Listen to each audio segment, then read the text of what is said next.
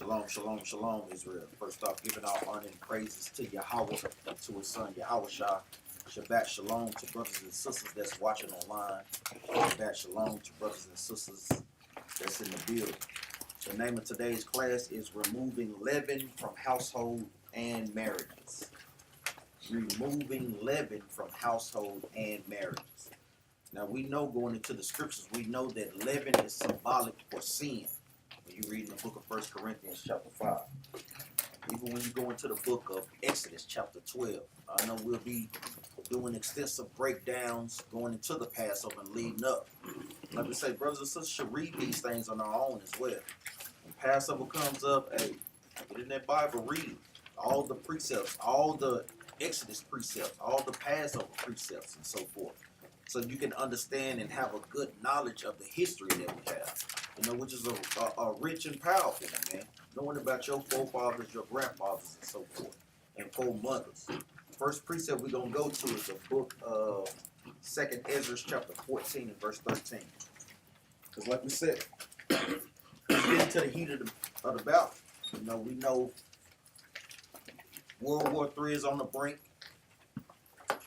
Like brothers been bringing out the classes to kind of keep brothers and sisters in the spirit.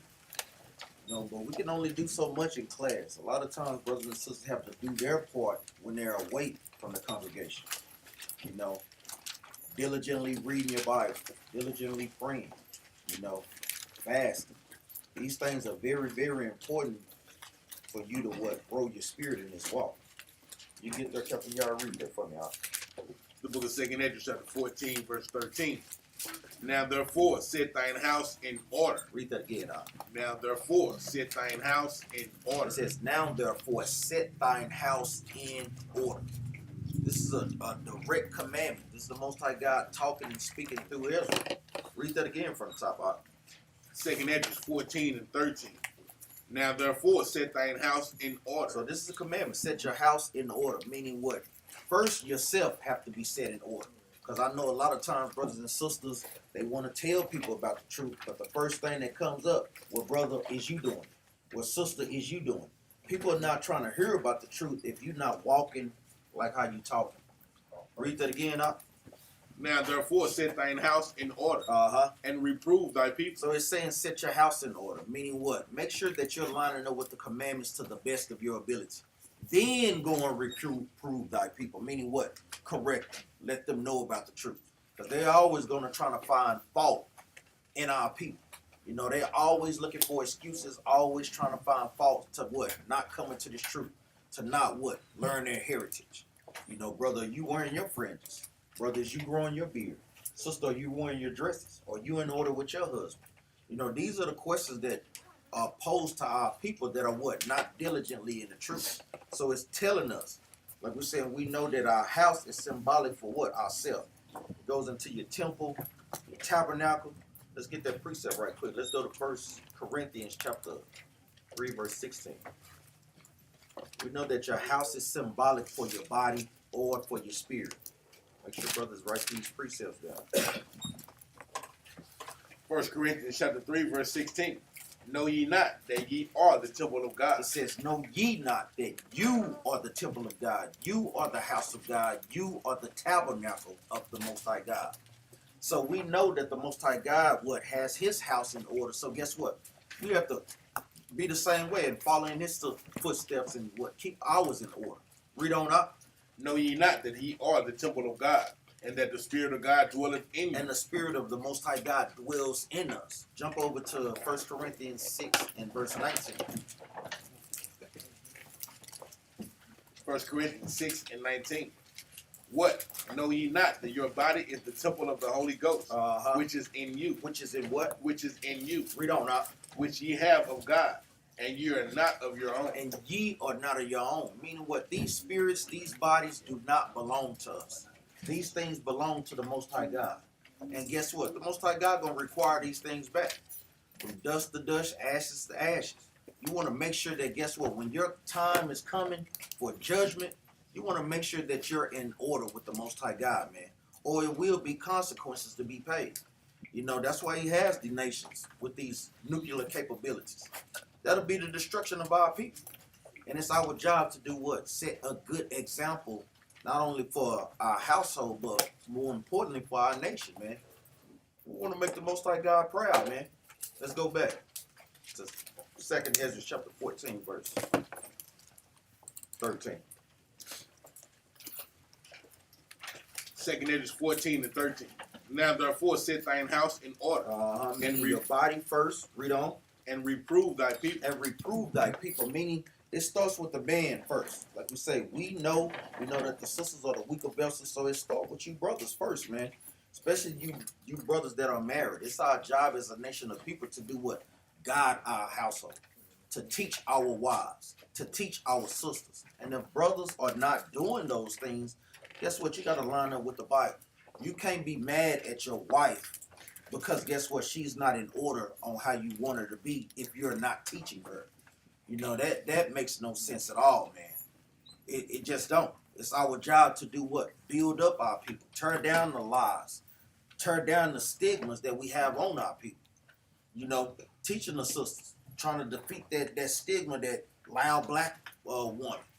Loud mouth black woman. We're trying to destroy that thing, man. That men, black men and Hispanic men can't be men in their houses. That we're afraid of responsibility. We're afraid of being a family man to take care of our wives and to take care of our children. You know what I'm Yeah, become that, and also on the flip side of it, the woman got to be submissive enough to let the man lead her and guide her too, in the same way. Because a lot of times it's some brothers might be wanting to do it, and the woman ain't submissive enough to let them do it, because they don't want to hear it. Then that's when you see people get pulled from this walk. That's right. So, but like you say, but the man we are required to. That's the first duty in our house is to teach our wives. When we not teaching them, guess what? Like I say, you can't get mad when she start doing all. Guess what? A wicked woman is giving what? A portion. A portion of a wicked man. And what's that portion? You not teaching her. That's right. Right? And it's for single brothers as well as single sisters too, because this is y'all learning this role before y'all take it to the next level. You know, knowing how to properly prove a sister. Sister knowing how to properly prove a brother. Seeing if this brother is going to be diligently, guess what? Keeping the law, statutes, and commandments. You know, not playing the games, not taking off. You know, we can't play the games in here. You got to be serious and diligent and not slothful in the work. Let me get another precept right quick. Let's go to the book of Jeremiah, chapter 1 and verse 10.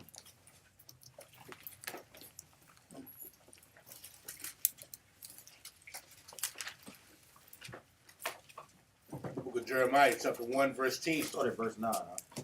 Jeremiah 1 and 9. Then the Lord put forth his hand and touched my mouth. Read that again. Then the Lord put forth his hand and touched my mouth. Meaning what? He was speaking the words of the Most High God. The Most High God was speaking through the prophet Jeremiah. Read on up. And the Lord said unto me, Behold, I have put my words in thy mouth. Hey, this is the only thing that should be coming out of our mouths when teaching and guiding the household. Read on up. Verse 10. See, I have this day set thee over the nations and over the kingdom. Read on up. To root out. To do what? To root out. To root out Christianity. To root out Islam. To guess what? Root out these false notions that guess what? We cannot be in order according to the Bible. Read on up. And to pull down. And to pull down these strongholds that are on our people's minds and on our people's spirits. Christianity is one of the main strongholds. Sisters not being in order is one of the main strongholds. We have lust spirits. We have, guess what? Envious spirits, jealous spirits. These are strongholds that we must pull down. And the only way to pull them down is by the word. Read on up. And to destroy. And to destroy. Read on up. And to throw down. To build. To do what? To build. But once we done did those things, it's our job to do what? To start building them back up. Destroying these notions, but build them back up with the Most High God's laws, statutes, and commandments. Letting them know, going over Sirach chapter 26, verse 1 all the way down. Going over, knowing her role. These things have to be taught to sisters. These things have to be taught by brothers as well, man. Because Read on up. To build. To what? To build. To build her into the wife that should be according to the Bible. To build your children into the children according to the Bible. And to what? Build yourself into the man of the Lord. Read on up. And to plant. And to plant. Meaning what? Plant God's seeds. His laws, statutes, and commandments in your spirit. You got something up? No. Let's go back to 2nd Ezra 14 and 13. The book of 2nd Ezra, chapter 14, verse 13. Now therefore set thine house in order, and reprove thy people. Comfort such of them as be in trouble. And now renounce corruption. That's what we have to do leading up to the Passover. Even every day. Paul said he died daily. We have to renounce corruption. That's even symbolic to leaven. We're renouncing leaven. We don't want those things to rise. We want what? Righteousness to rise in our spirits, man. Let's go to the book of you got something? You wanted to read that? Yeah, read on down. This is really much the leaven, and we got to remove ourselves from verse 14. Let go from the mortal thoughts. Cast away the burdens of man, and put off now the weak nature. Because a lot of times, brothers and sisters, man, we and you know, we tell sisters to gird up that skirt too, because we know they are the weaker vessel, but we still trying to make that be that strong vessel, right? And with men, it's the same thing, man. We got to be strong in this thing. We got to let out that weak nature. Oh, I'm not gonna say nothing to her right now. I don't want her. Now, if it need to be said, it needs to be said, right? That's right. If it need to be done, it has to be done, right? So we got to put off that weak nature. This is symbolic to leaven, like I said. Instead of go ahead. And then let me touch on that. And like you said, with their weak nature, when you looking at the women, and they call us all the rest of the women, they call what beautiful. They call our women strong. But guess what? Our women ain't strong if they ain't keeping no damn commandments, man. That's the only way a woman is strong, when she keeping her commandments. That's the only way a man is strong, when he keeping the commandments. A woman ain't never strong when she ain't keeping no commandments. This is how a woman be strong. You want to see a really strong woman? Guess what? The strongest, I see a lot of strong women that's keeping the commandments. You can't never see a strong woman that keep the commandments. Why? Because what you'll see twerk videos. You see a woman, guess what, out of order in her house. You see a woman, guess what, don't want you see a woman asserting authority over a man. These are the things that you see in a weak woman. And that's what America has bred. It has bred strong black women, strong Hispanic women. Out of order women. But then you think about it, no man really wants a strong woman. Because I know a lot of times they send it on a spiritual level, but it trickles down physically too. Right. You know what I'm saying? No, you want your wife to be soft. You want her to be ladylike, man. You want her to be a woman of the Lord. That's right. That's right, feminine. That's exactly right. Jump over to 2nd Ezra chapter 13, verse 54.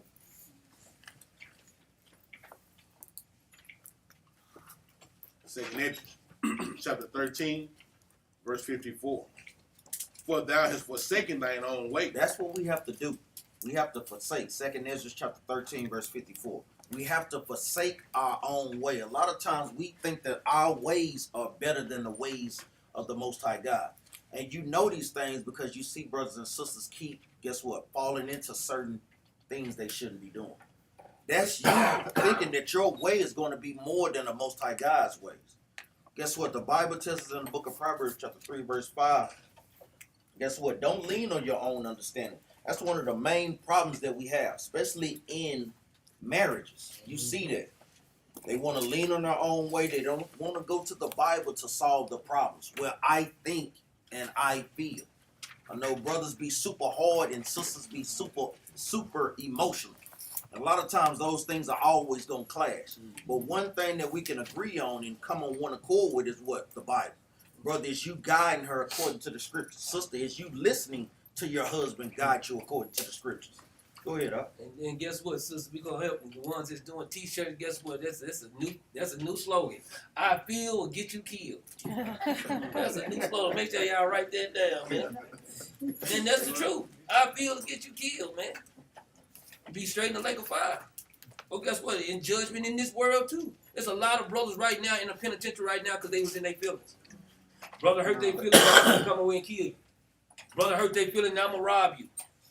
Because they in their feelings. Guess what? Sister out of order, and you tired of her mouth. She hurt your feelings, and now here it comes. Because you hurt her feelings, now you got to hurt her. She hurt your feelings, now you got to hurt her feelings back. And that's breaking the commandments because that's doing what? Railing for railing. Evil for evil. Evil for evil. The Bible is against that nonsense, man. Because once that thing start, Satan got both of y'all now, man. And that thing could go on for months, for weeks, for years, man. Then you up in a marriage and you miserable as hell. Don't nobody want to have no marriage like that, man. I mean, you should, man. You should want to enjoy your wife. Your wife should be enjoying each other, especially if both of y'all are in the truth, man. There's nothing more beautiful than that. You got somebody? Go ahead. And just to point out, and then women, touch on y'all. Y'all ask for that what? That man, allegiance to righteousness. You ask for that brother that's stepping up to the plate. But then when he lead that household the way that the Most High God wanted to, now what? Be careful what you ask for, huh? But now he doing everything according to the scriptures. Now what? We got a problem with that now. Oh, I wanted a strong man, but now I don't know, man. Hey, I wanted a God-fearing man, but now do I really want a God-fearing man? Because he gonna guide that household in the exact order the way that the Bible says. I mean, we gonna do everything by the Bible. Oh, yes, we Yes, we are. That's what Yes, we are. Yes, Yes, it's exactly what we're doing. So we got to be mindful of these things and get ourselves, like we said, get ourselves ready for what we're getting into right now. That's right. And that's constantly removing the leaven every day. We know it don't happen overnight because we know that we have generational curses upon us. But you need to be trying your damnedest to guess what, shake a lot of these spirits, man. Shake all these spirits. That's why it's saying, forsake thine own way. It's like, hey, make steps to doing these things, man. That's right. Read that again from the top out. Verse 50, Salaki. 2 Edges 13 and 54. For thou hast forsaken thine own way, and applied thy diligence unto my law. And apply thy diligence unto the law. That's where you have to be diligent at. Not diligent at running your mouth. Not diligent at ruling like a lion. But guess what? Being diligent unto the law. Going through the Bible, seeing accounts of marriages and how those things went. You know, we see about Abigail and Nabal. You know, how he was wicked as hell. And then the Most High God did what? He killed his behind, man. And gave Abigail to a righteous man. More righteous. Yeah. No, but guess what? Guess what? In spite of King David's flaws, guess what? The Most High God said King David was a man after his own heart. Right. So guess what? Yeah. Hey, Even though he had some shortcomings, like we all just do. man. And that's the perfect example. Exactly. You know, the thing is, you have shortcomings, but the thing is what? Proverbs 24, verse 16. Just man falleth 7 times, but he what? Riseth up back again.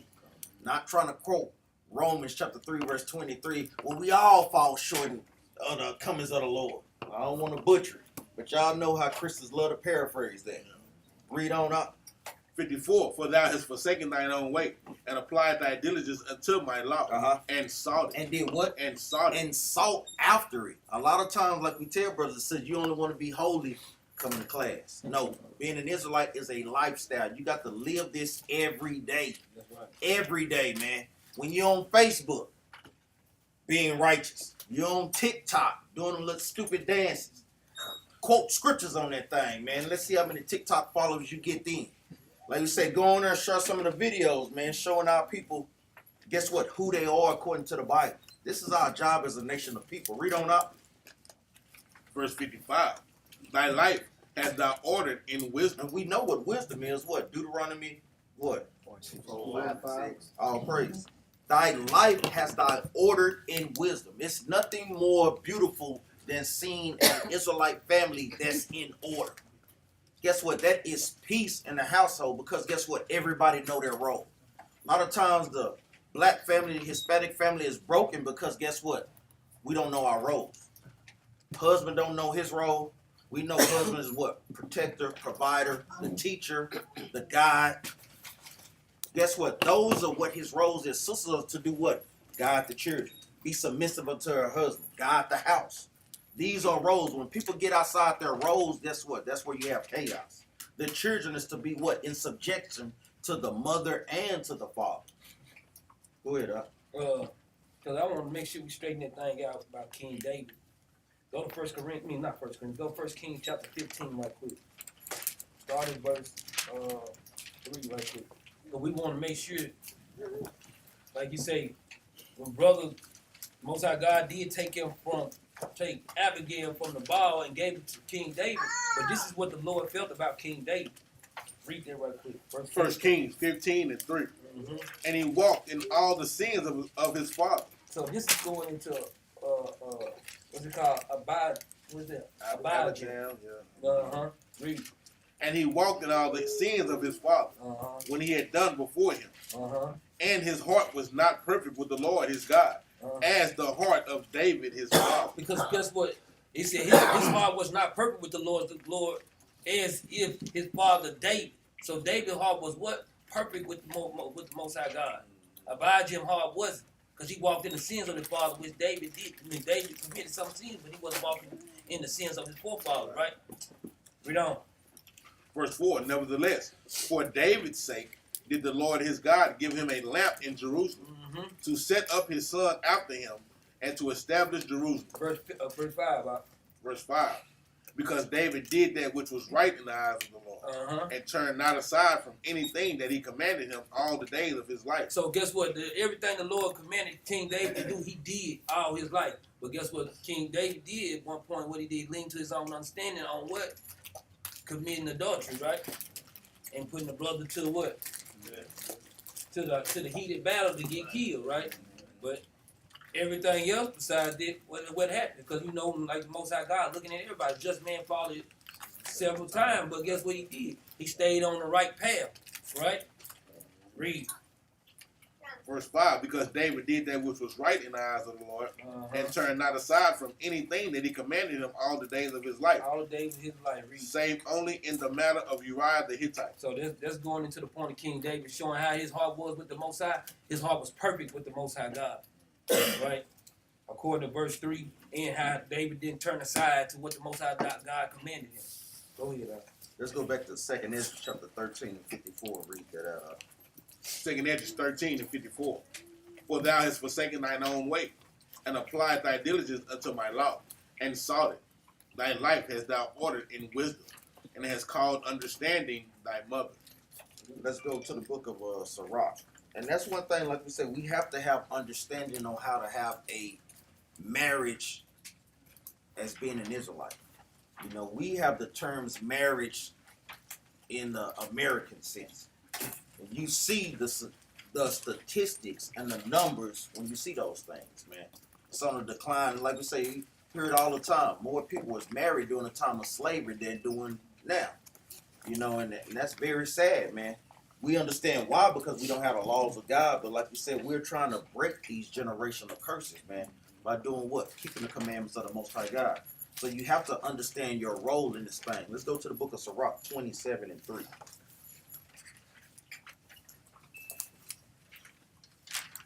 Just a few precepts to open up with.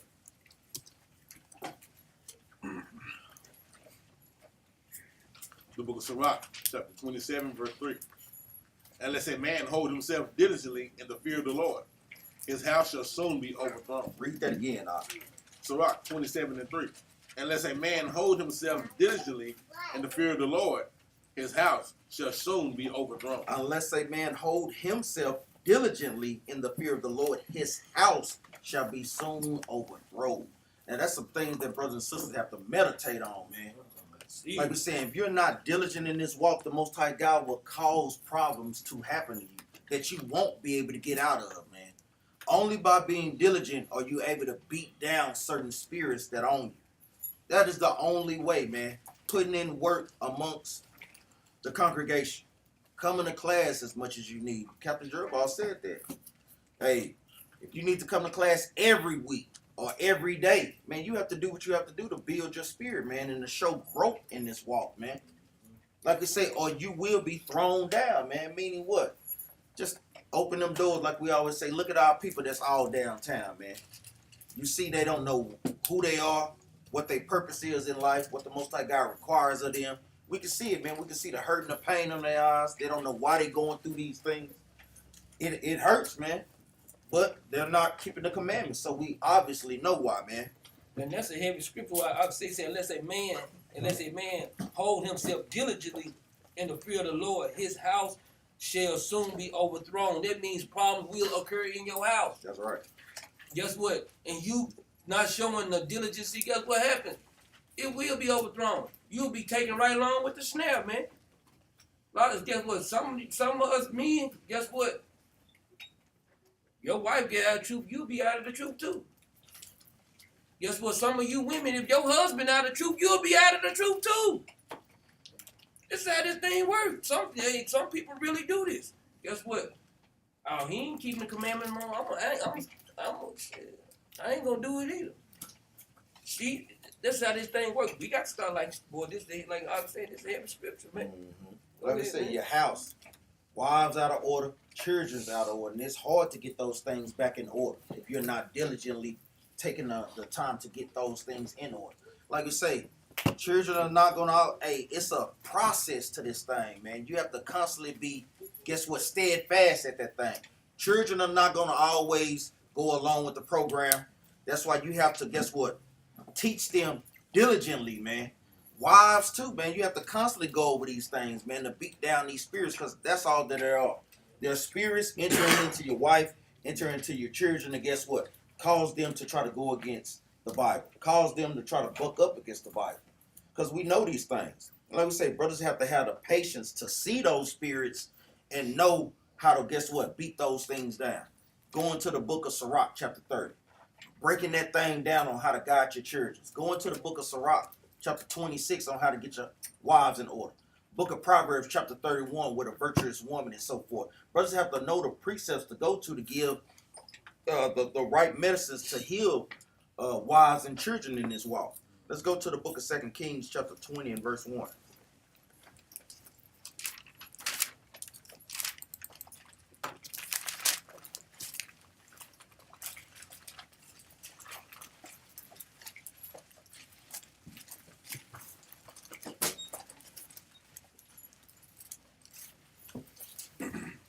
The book of 2 Kings, chapter 20, verse 1. In those days was Hezekiah sick unto death. Now Hezekiah was a king that ruled during the time of the Assyrian captivity. Read on up. And the prophet Isaiah, the son of Amos, came to him and said unto him, Thus said the Lord, set thine house in order, for thou shalt die and not live. For thou shalt what? For thou shalt die and not live. Now, when you read on down, the Most High God did what? He added more years to his life because Hezekiah was a righteous brother. But to home in the point that Captain Jerubal just brought out, like we say, you want to make sure that your house is in order because guess what? You want your wife to, guess what? Continue this thing. You want your children to do what? Continue this thing. Just imagine, guess what? If you solidify order in your house according to the Bible, guess what? It's like you never left according to the Bible. Matter of fact, let's get there right quick. Let's go to the book of Sirach, chapter 30.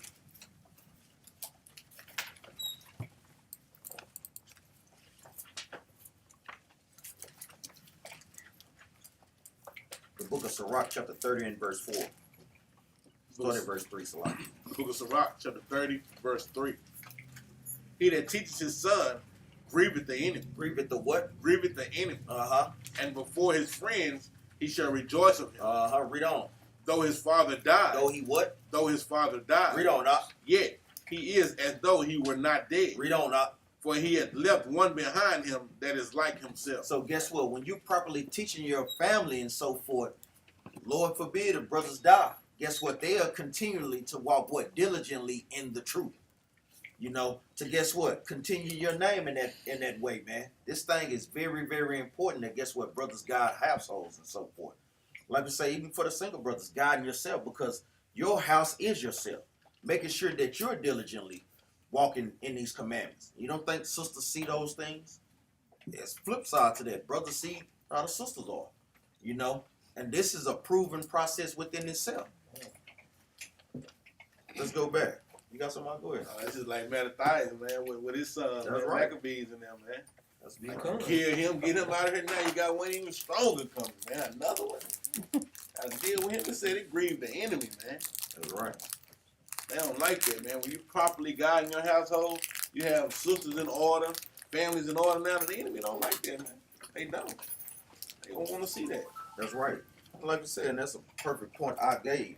Like you say, we love what the enemy is love what how our nation is right now. That's why they hating what the Israelites doing. That's why you see a blackout on information against the Israelite. They smearing our names. It's a hate group. We ain't doing nothing but reading the Bible out there. How the hell is it a hate group? We ain't hung nobody. We ain't burned no crosses in nobody's yards. We trying to build up our families. put, guess what? The Israelite man back with the Israelite woman, to have Israelite children, to have an Israelite nation. All these things trickle down, man. Let's go back to 2 Kings chapter 20, verse 1 again. 2 Kings chapter 20, verse 1. In those days was Hezekiah sick unto death, and the prophet Isaiah, the son of Amos, came to him and said unto him, Thus said the Lord, set thine house in order, for thou shalt die and not live. Read on. Then he turned his face to the wall and prayed unto the Lord, saying, I beseech thee, O Lord, remember now how I have walked before thee in truth. In what? In truth. Meaning what? He kept the commandments. Read on. And with a perfect heart. And have done that which is good in thy sight. And Hezekiah wept sore. So, because Hezekiah brought that account back up, like, hey, Lord, I was diligently trying to keep your commandments. The Most High God did what? He added more years to his life. Jump down to verse 6. Verse 6. And I will add unto thy days 15 years, and I will deliver thee and this city out of the hand of the king of Assyria. And I will defend this city for mine own sake, and for my servant David's sake. Let's go to the book of 1 Timothy chapter 3, verse 4. Because I know a lot of times we always say, you know, let's take the kingdom. But the thing is, brother, is you ready to guide a kingdom? This is talking about on real leadership level. Like the Most High God is giving a brother like Brother Kirk authority over all the United States to order that thing and get it in order. Hey, that is a big responsibility, man. How can you do that if you can't even guide yourself, let alone your family and so forth? These are the things that the Most High God is putting forth to us. Read this out. The book of 1 Timothy chapter 3, verse 4. One that ruleth well his own house, having his children in subjection with all gravity. With all what? With all gravity. Jump up to verse. Read on out. Verse 4. One that ruleth his own house. So like one that ruleth well his own house, having his children in subjection with all gravity. Having his children in subjection with all gravity. You have to rule your house well. Read on out. For if a man know not how to rule his own house, how shall he take care of the church of God? So if you can't take care of your body, as well as your household, your immediate household, your wife, your children, get them in order, how the hell you going to be set up to rule the planet Earth, man? These are things that brothers have to take into account, man. Like we say, if you know you're not all the way in the spirit, what the hell you doing trying to search for a wife then? Because guess what? Now you have two spirits up in that house that you have to battle with, that you have to get in order with, man. These are things that, guess what? And that's what we tell brothers. Because we kind of let that thing, kind of try to let brothers govern themselves. But now we know, because we didn't have some mishaps in the congregation, that, like we said, brothers trying to prove sisters, y'all must come to counsel. It will be consequences. Right. So that we don't have these things occur. Like, we're going to ask the questions that y'all not going to ask, man.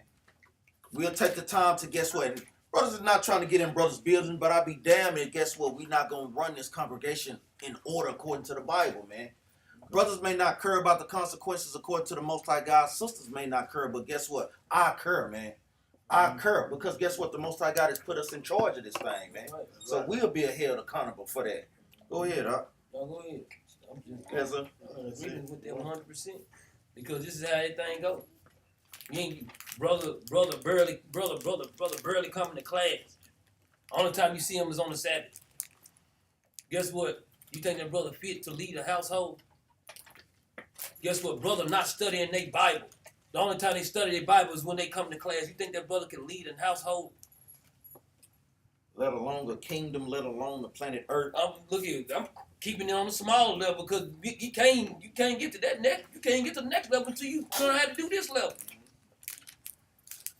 Then guess what? Brother is struggling with something in sins and stuff. You got sins that don't want to let go. That's what you think. You think that brother can guide in household? Hell no. He can't even guide his damn self. Let alone you. So guess what's going to happen? That's why we make sure that, guess what, brother? Y'all thinking y'all going to try any sister, guess what's going to happen? Up in here, guess what you're going to have to do? You're going to have to come through counsel.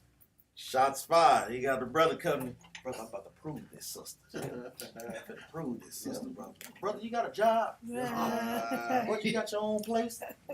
How the hell you going to prove somebody? Shots fired. Hey, that's just true, man. That's right. Because guess what? Let's say, for instance, y'all, you go to counseling, I'm going to give you one good question.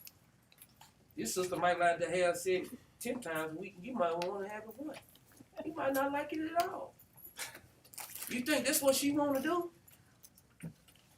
Because when you try sisters, a lot of times brothers ain't finna ask no questions like that because you say, oh, head so far for ass, you ain't gonna ask them questions. Okay, what we gonna do? We gonna go in the spirit, and we don't give a damn how you feel, and you don't give a damn. Oh, that him. I can't believe her acting. Guess what?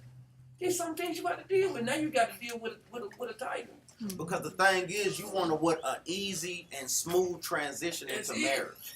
That's the whole thing, and that's what counseling is all about. So where you don't get to months down the line and you kind of regretting that thing. And that's right. And even okay, on the flip side with sisters, do you know you got to submit yourself to this man? And guess what? Whatever he tell you, that's what you got to do. If you trusting a man like that, guess what? That man need to be in order for you to trust him like that. And if he's not doing that, guess what? You're not gonna submit yourself to him. So guess what? You're gonna rebel in every cause. That's right. This is how marriage go. You can try to act like it's not that, but then this is what you get. Now you're not submissive to everything he said, so that's what you finna do. Everything you say, you finna go against everything. I don't believe nothing you say. I don't believe nothing. Why? That's what you the Bible said you're supposed to be what? In Genesis chapter, I'm finna get it. Genesis chapter 3, what is it, verse 16? I get that. Y'all know we always bring that out. Let's get that right quick because we finna go to Genesis.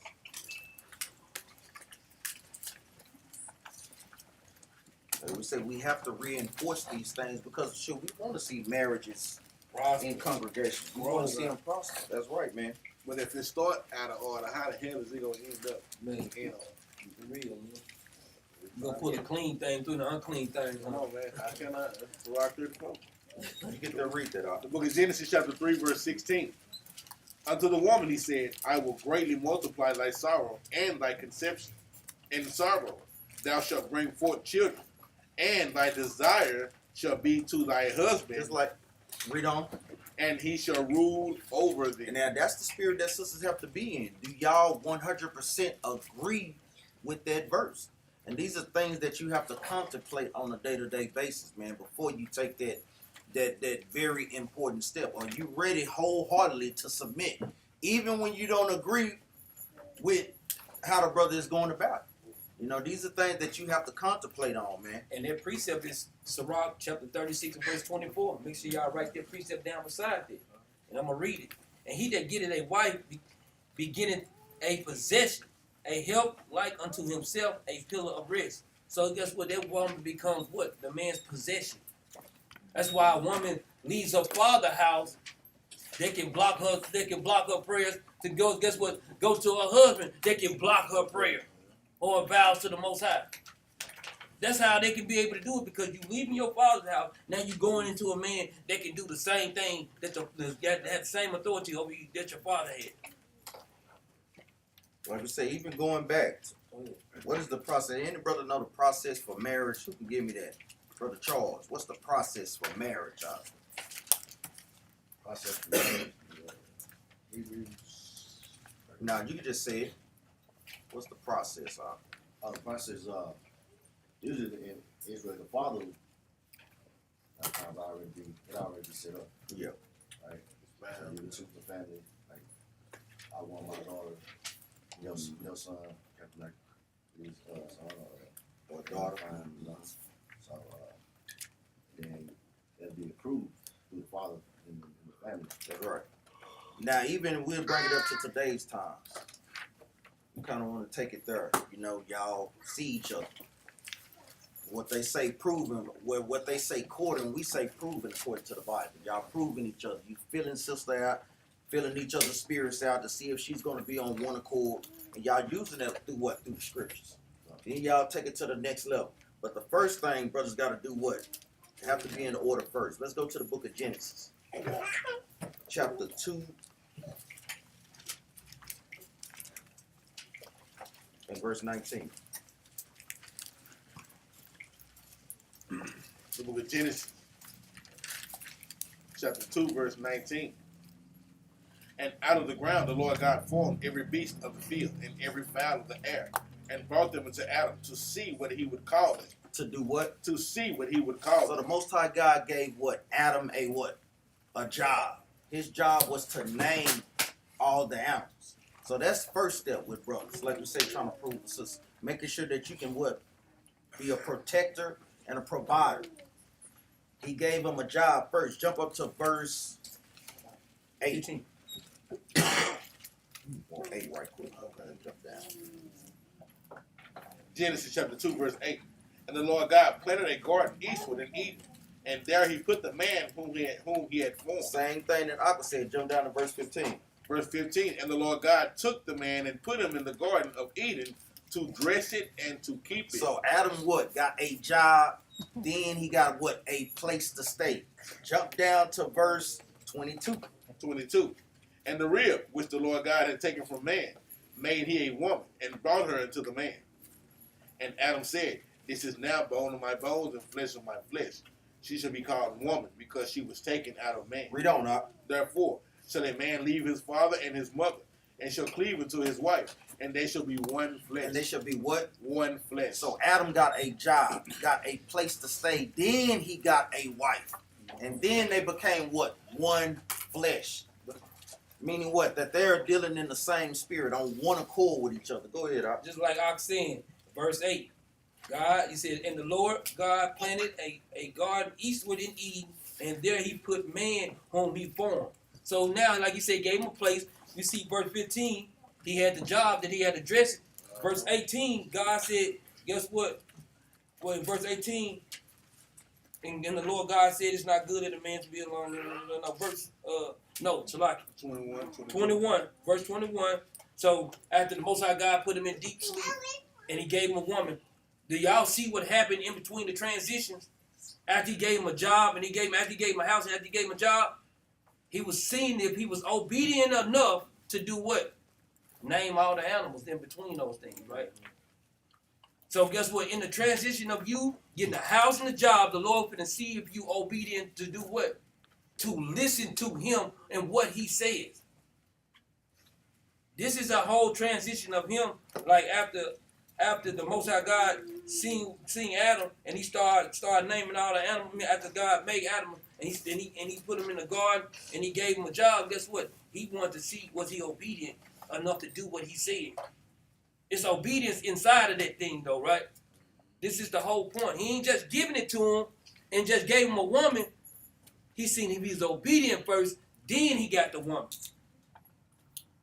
So verse chapter 3 is heavy because the obedience is there. You just got to see the obedience in it. Go ahead. I just want to bring that out real quick. Let's go to the book of 1 Corinthians chapter 5, verse 1. But like we say, brothers have to be in order before everything.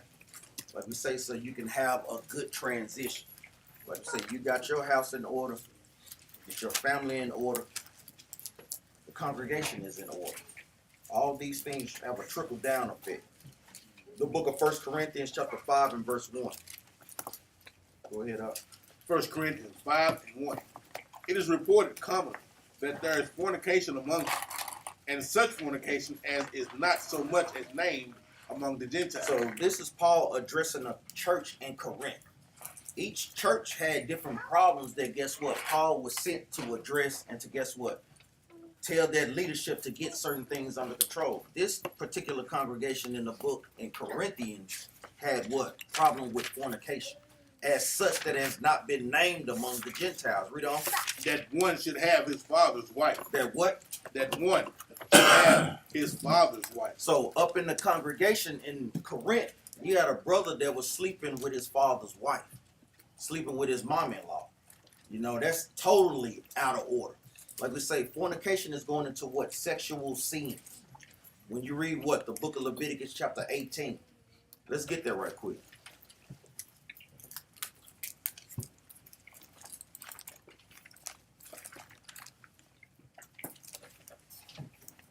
When you go into the book of Leviticus chapter 18, you will see these things. Jump down to verse 13. Leviticus chapter 18, verse 13. Thou shalt not uncover the nakedness of thy mother's sister. Keep reading. Thy mother's sister, for she is thy mother's near kinswoman. Uh-huh. Thou shalt not uncover the nakedness of thy father's brother. Thou shalt not approach to his wife. Thou shalt not do what up? Thou shalt not approach to his wife. Read on up. She is thine aunt. So you got laws on how we conduct ourselves sexually. You know, not trying to mess around with your brother's ex-wife and so forth, or wife. You know, like I said, this is your aunt. Read on.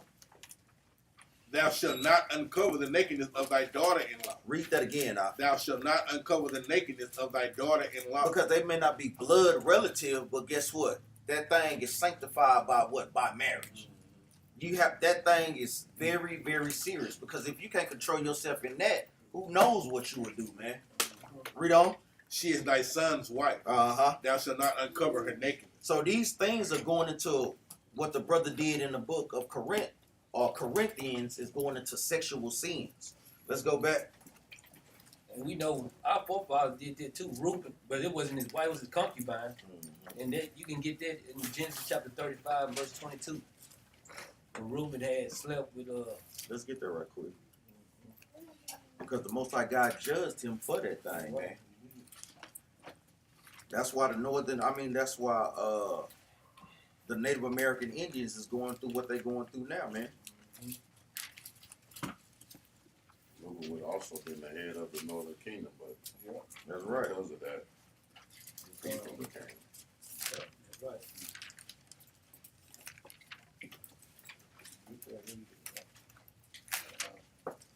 35:22. No, Genesis. Genesis chapter 35 and verse 22. The book of Genesis chapter 35, verse 22. And it came to pass when Israel dwelt in the land that Reuben went and lay with Bilhah, his father's concubine. And Israel heard it. Now the sons of Jacob were 12, the sons of Leah. Guess what? Then Israel heard it, but like you say, when you go over a few more chapters, you'll see what happened in that thing. Like you say, you see that when Israel heard it, guess what? We just read in Leviticus chapter 18, verse 13. Guess what? He didn't supposed to go into what? Lay with his father's what?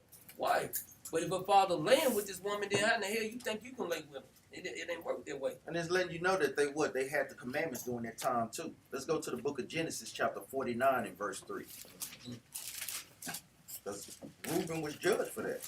Just like we'll be judged for the things that we do according to our household. If we're not guiding them right and you know that they out of order and you not correcting it, you will be judged for that thing, man.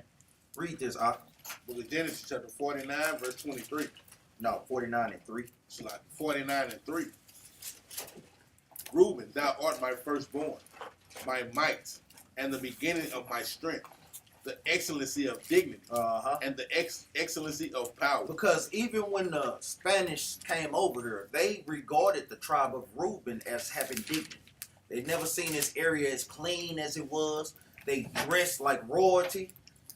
They had much dignity. Read on up. Verse 4. Unstable as water. He was what?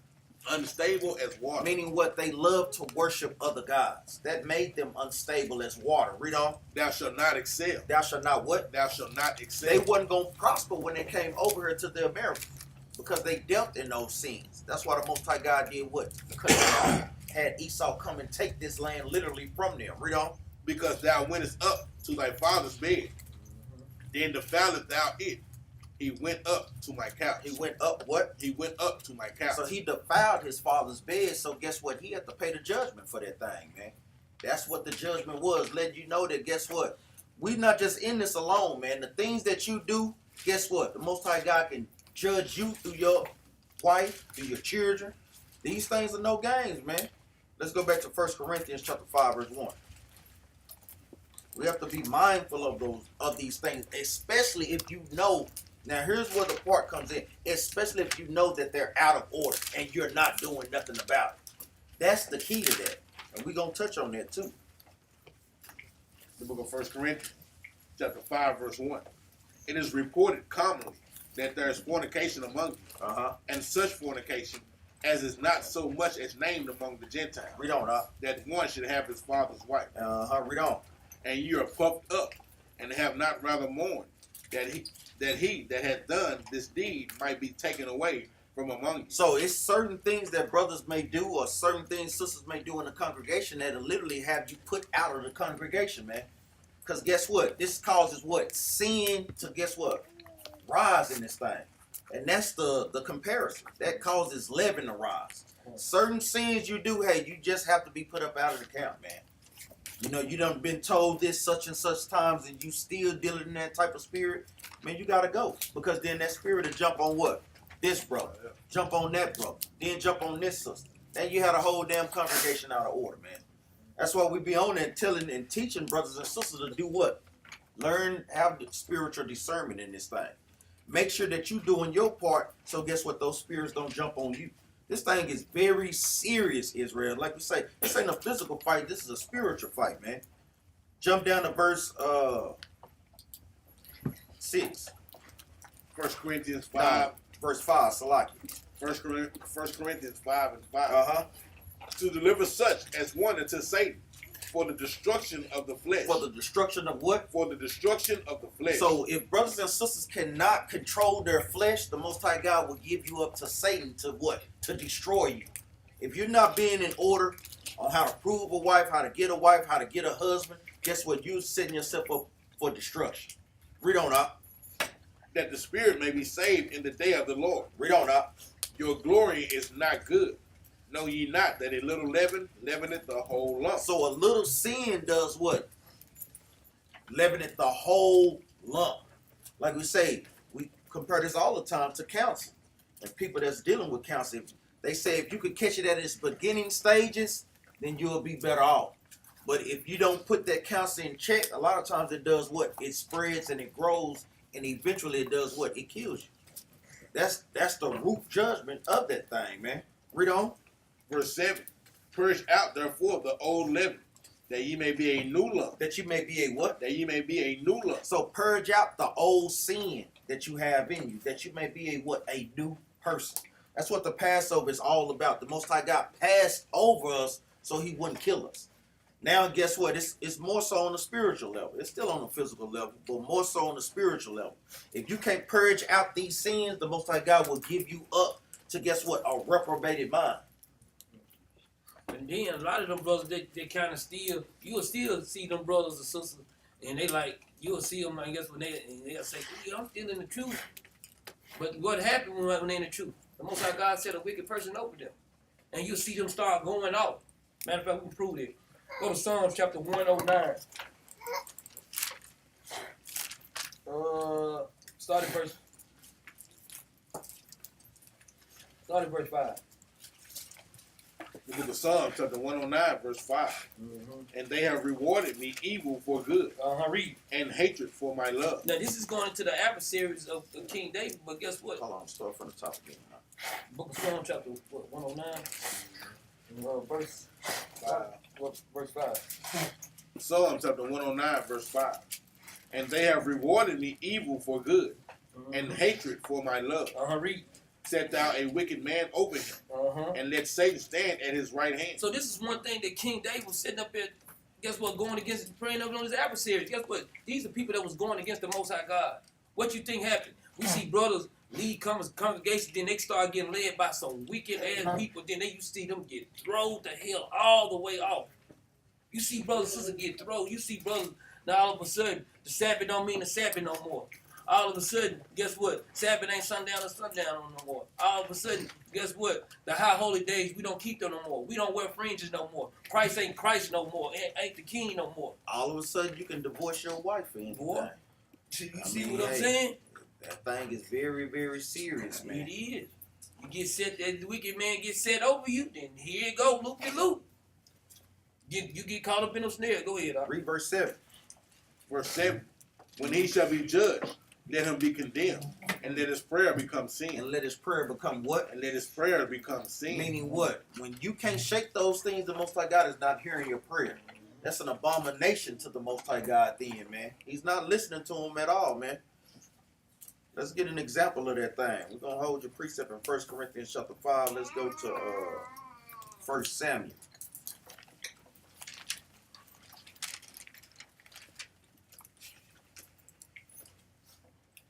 1 Samuel chapter 3, verse 12. We're just gonna get straight to the point.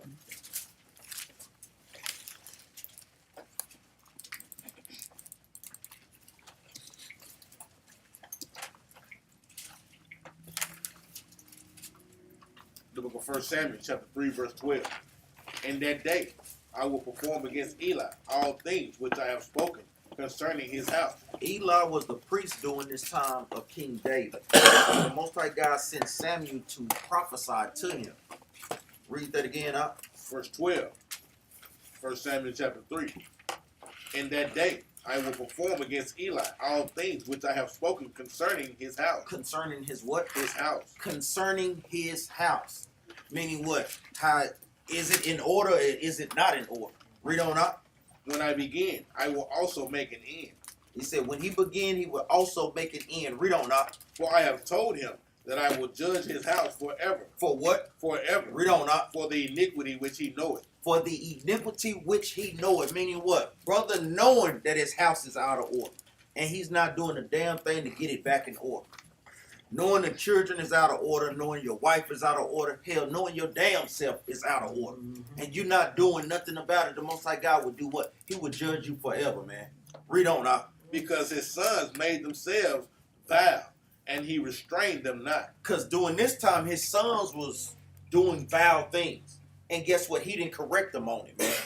Read on up. And therefore I have sworn unto the house of Eli, that the iniquity of Eli's house shall not be purged with sacrifice nor offering forever. So guess what? He couldn't get the judgments to withstand from the Most High God, man. Most High God said he was going to continually bring what? Judgment on him and his house for what? Not correcting that thing when he had the chance. Most High God gives you signs of those things.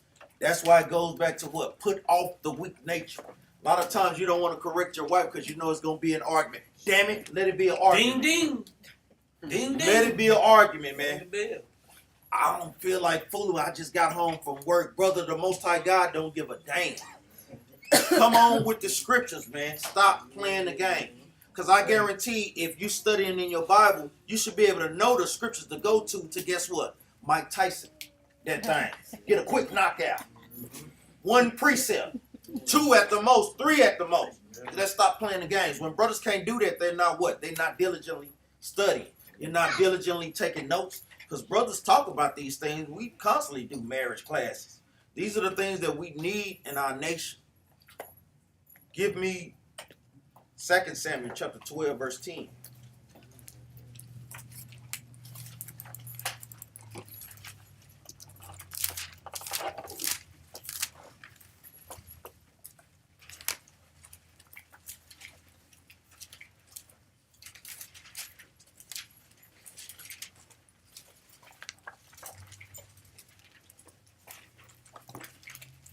Book of 2 Samuel, chapter 12, verse 10. Now therefore, the sword shall never depart from thine house, because thou hast despised me. Jump up to verse 9. Verse 9. Wherefore hast thou despised the commandment of the Lord, to do evil in his sight, that thou hast killed Uriah the Hittite. I'm going into the account of who? Of David. Saying what he did. Guess what? David was brought judgment upon. Read on up. Thou hast killed Uriah the Hittite with the sword, and hast taken his wife to be thy wife, and hast slain him with the sword of the children of Ammon. Because guess what? David at that time, he was weak in the flesh. So he didn't catch himself in that thing. This is giving you an account to where, guess what? Catch yourself, man. Because the Most High God, hey, you dealing in those lusts, the Most High God may have you lay down with a brother or lay down with a sister. You might get something that what? You can't get back. Guess what? Brothers and sisters don't think about that. You got condom or whatever. Most I got get your ass through that condom. That's right. These are things that, like we say, we have to think about. That's where you have to have the fear of the Most High God, man. You have to have that thing, man. Read on up. Verse 10. Now therefore, the sword shall never depart from thine house, because thou hast despised me, and hast taken the wife of Uriah the Hittite to be thy wife. Thus saith the Lord, behold, I will raise up evil against thee out of thine own house. Out of thy what? Out of thine own house. Then, if for not correcting that thing and keeping that thing in check, the Most High God can raise up evil in your own house. Now your wife do not want to get in order. It's always an attitude every other day. The brother guess what? He not diligent in keeping the commandments. Sons, children's out of order. Daughters out of order. He'll cause that thing, man, when we're not purging out that leaven, man. These things are very serious, man. And this is heavy because just like if you jump up to verse 8, just like even with King David, jump up verse 8, watch what the Lord said to King David. And we'll correlate to this day right now. Read that up. Verse 8, and I gave thee thy master's house, and thy master's wives into thy bosom. Read. And gave thee the house of Israel and of Judah. And And if that had been too little, I would moreover have given unto thee such and such things. So guess what? Even in this truth, when we going out to sin, guess what? The Lord looking at us like, dang, if you wanted it, you should have came to me and asked me for it. You should have been diligent enough, guess what, to search me out so you can be able to get those things, man. But sometimes we get to decide ourselves, and here we go. If it had been too little, guess what? The Lord would have gave you much more if that's what you wanted. And a lot of times the Most High God is not giving us those things because we ask amiss. Meaning what? We're praying and asking for things that we have no business asking for. Exactly. You need to pray to the Most High God to keep you stable with discipline in this walk. That you may keep you and fill you with, guess what? Seeking the Most High God. That He may put the spirit of fear on you. These are the things that we praying for. I know a lot of times, like we always bring up, you're going to pray for that S550 and so forth. Most High God is not hearing that, man. He wants you to pray for things that, guess what, that's going to do something and help build your spirit up, man. These things are very serious. Because like we said, what would you pray for that for? There's nothing wrong with praying for a car to get you back and forth to camp and to school and so forth. But an S550, I mean, come on, man. You can say that for the kingdom, Lord's will. All gold chariot, man. Like we have flying chariots around here, man. Who gives a damn about a 550? Let's go back to 2 Samuel. 12 and 11. Yeah. 2 Samuel chapter 12, verse 11. Thus said the Lord, behold, I will raise up evil against thee out of thine own house. So evil, when it's not put in check, can come from your own house. It can come, like we say, even from your own self. Then you start to have thoughts of, guess what? Evil thoughts. Or thinking that them brothers in there talking about me. You know, his sister over there said, what did the sister say, sister? I don't know. Sister, how can you say that? Then the Most High God will make you have a war in your mind. Yes. I'm talking about Most High God is no joke, man. He opened up all his bags of tricks. Or get it from the angels. What you got from me to, guess what? Tempt this sister with. Or to take her out of the spirit with. You give her a war in her own mind. Have a sister gone loop-de-loop, man. These things are serious, man. Let's prove that right quick. Let's go to the book of Sirach. Hold your precept. Like I say, you imagining evil in your heart, man, towards your brother.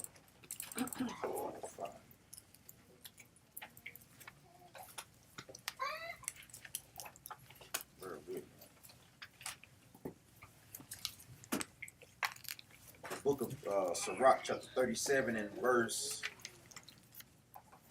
14.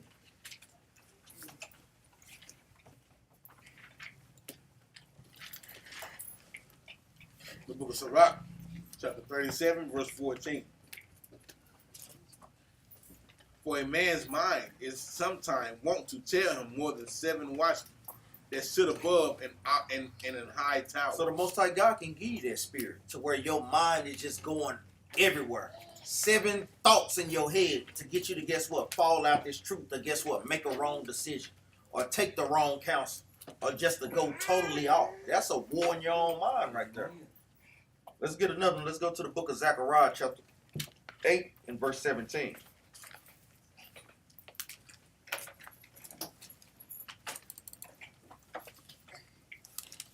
It'll give you a war in your own mind and give you up to just be reprobate. Like we said, we have to keep these things in check. The book of Zechariah, chapter 8, verse 17. And let none of you imagine evil in your hearts against his neighbor. Read that again, And let none of you imagine evil in your hearts against his neighbor. because guess what? These things can throw brothers and sisters off. Dealing in this type of spirit can literally stop you from keeping the commandments, man. It literally can. Read that again from the top, Zechariah 8 and 17. And let none of you imagine evil in your hearts against his neighbor. Because you imagining evil, it'll stop you from what? Coming to Sabbath class. Coming to the new moon. Because you thinking they saying this and this. Well, brother, sister, did you apply Matthews 18 and 15? You know, like we say, you always want to lean back to the commandments. Well, no, brother, because I feel that, brother. Brother, I know that, brother, man.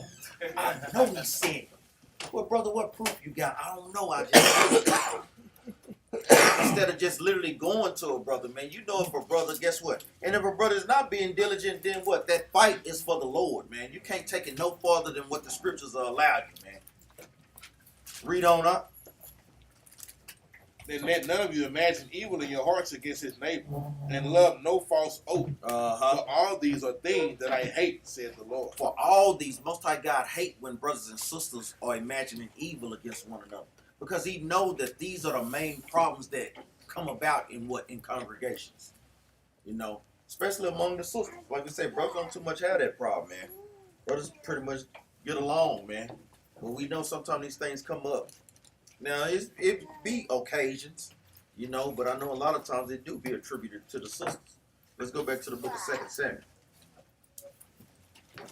Like we say, you have to pray fast those spirits off. Because those spirits are trying to do nothing but throw you off your game, man. That's it. 2 Samuel 12 and 11. Thus said the Lord, behold, I will raise up evil against thee out of thine own house, and I will take thy wives before thine eyes, and give them unto thy neighbor. And do what up? And give them unto thy neighbor. Read on up. And he shall lie with thy wives in the sight of this son. So the Most High God can give you up to a reprobated mind, or he can do what? He can embarrass your behind, man. Make you a laughing stock among the congregation, man. Like he said, he was going to give his wives and do what? Give them to somebody else, and they was going to lie with them in this sight. Read on up. Verse 12. For thou didst in secret, but I will do this thing before all Israel and before the sun. He said, since you want to play with your secret sins and not address those things, guess what? I'm going to put you on blast in front of everybody, man. Let's go to the book of Sirach, chapter 1 and verse 27.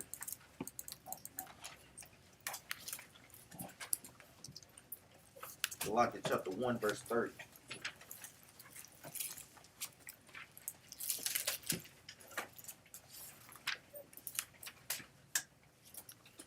Book of Sirach, chapter 1, verse 30. Exalt not thyself, lest thou fall. Read that again up. Exalt not thyself. So the Most High God want us to continue to have a humble and meek spirit. Read on up. Exalt not thyself, lest thou fall, and bring dishonor upon thy soul. Read on up. And so God discovered thy secrets. So the Most High God, guess what? When you're not putting these things in check, he would discover your secrets. You know that secret that everybody got, that they do not want that thing coming out, boy. Just think about it, man. We know we all have them, man. Boy, please don't let brothers and sisters find that out about me, boy. Well, they might just change their whole opinion about me, man. Just look at me just a total different way, man. Read on up. And so God discovered thy secrets, and cast thee down in the midst of the congregation. And do what up? And cast thee down in the midst of the congregation. Read on up. Because thou camest not in truth to fear the Shalak. Because thou camest not in truth to fear of the Lord. To the fear of the Lord. But thy heart is full of deceit. So the Most High God will cast you down in the midst of a congregation. He will embarrass you, man. Hey, put it out there for everybody to see. Let's get another precept. Let's go to the book of Psalms. You got somebody? I mean Proverbs, like.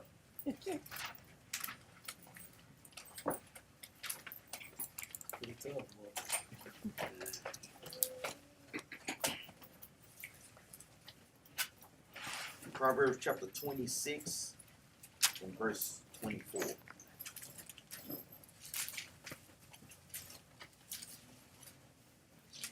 The book of Proverbs chapter 26, verse 24.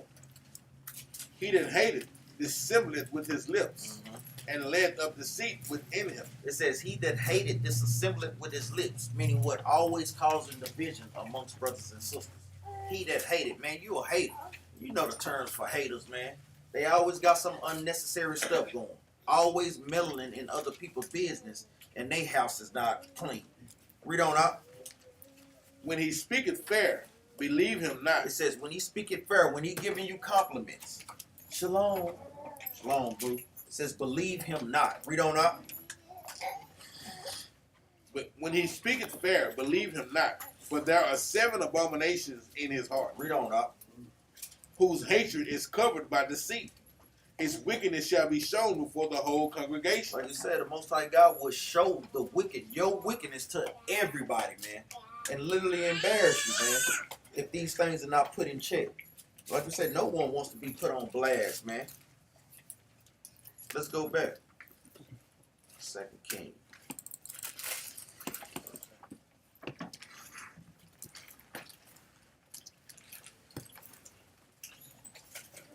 I mean, it's like the 2 Samuel, chapter 12.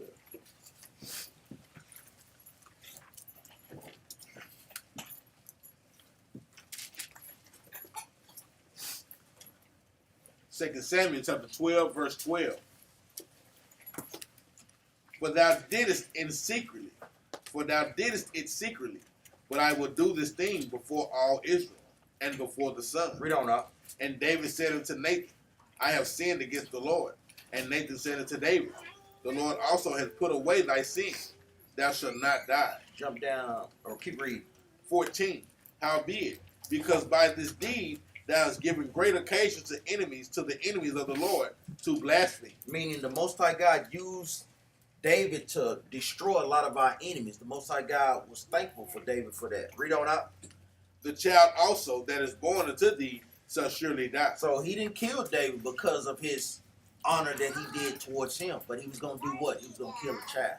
So a lot of times when we can't put away these sins, the Most High God will embarrass us. He will let your secret sins be shown before the congregation, or he can take a loved one of yours, man. Most High God ain't no joke if we not, guess what, getting things in order. Making sure, guess what, wives know their roles, children know their roles, man. These things are very important. Sisters, y'all got to help husbands out. Y'all know what your husband requires even when he come home. You know, it should be have a time, like you say, sisters should be constantly reading, asking your husband questions so y'all can have a dialogue and so forth. These things are very important, man. Very important, especially with the children as well, man. Let's go to the book of Matthew chapter 16, verse 6. Like we say, all those precepts is going into, like we say, an account of Leaven. Yeah, fornication. We'll touch about this other account. Matthew chapter 16, verse 6. That we have to be aware of, man.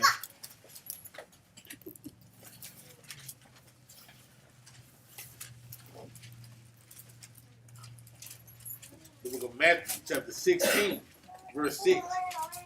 Then Yahushua said unto them, take heed and beware of the leaven of the Pharisees and of the Sadducees. So Christ was giving them a parable. Read on up.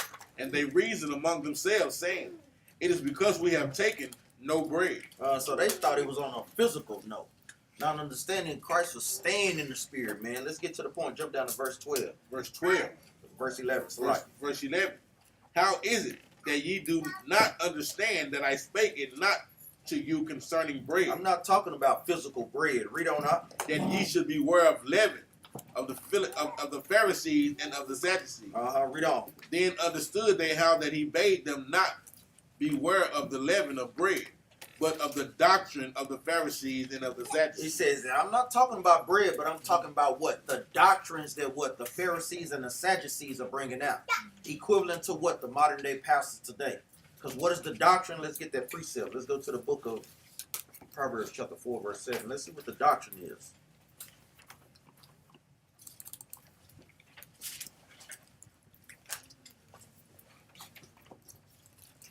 Now, so like verse 2. Thanks, sir. The book of Proverbs, chapter 4, verse 2. For I give you good doctrine, forsake ye not my law. Read that again, huh? For I give you good doctrine, forsake ye not my law. So Christ was telling them and warning them of the leaven of the Pharisees, meaning what? The doctrine and the laws that the Pharisees was trying to put out there. Like modern day pastors today, trying to say that, guess what? You don't have to keep God's laws, statutes, and commandments. You know, you can eat pork. You can do this. You can do that. Oh, you can just say whatever and do whatever you want to, brother. You still gonna walk through them pearly gates, man. Christ was giving us warning even back then, but he was doing it in what? Encoded message. Let's go back to the book of Matthew. 16. Chapter 16 and verse 12. Matthew chapter 16, verse 12. Then understood they how that he bade them not beware of the leaven of bread, but of the doctrine of the Pharisees and of the Sadducees. And that's something that brothers and sisters have to watch now. We have to watch these doctrines that's out here on these YouTube videos, man. Brothers and sisters, hey, if it's anything, they'll just click it, watch it. Oh yeah, that was some knowledge. No the hell it wasn't. That was not no damn knowledge, man. Let's get a precept right quick. Let's go to the book of Sirach, chapter 19. You watching no boy Jam that Tupac behind. Oh man. That brother, boy, I got to find that. I got to show brother and sister that thing, man. See if you can find that, brother. You watching that? Boy, say this. Boy, this brother, boy, if we can find this video, boy, y'all. Give me Sirach chapter 19, verse 22.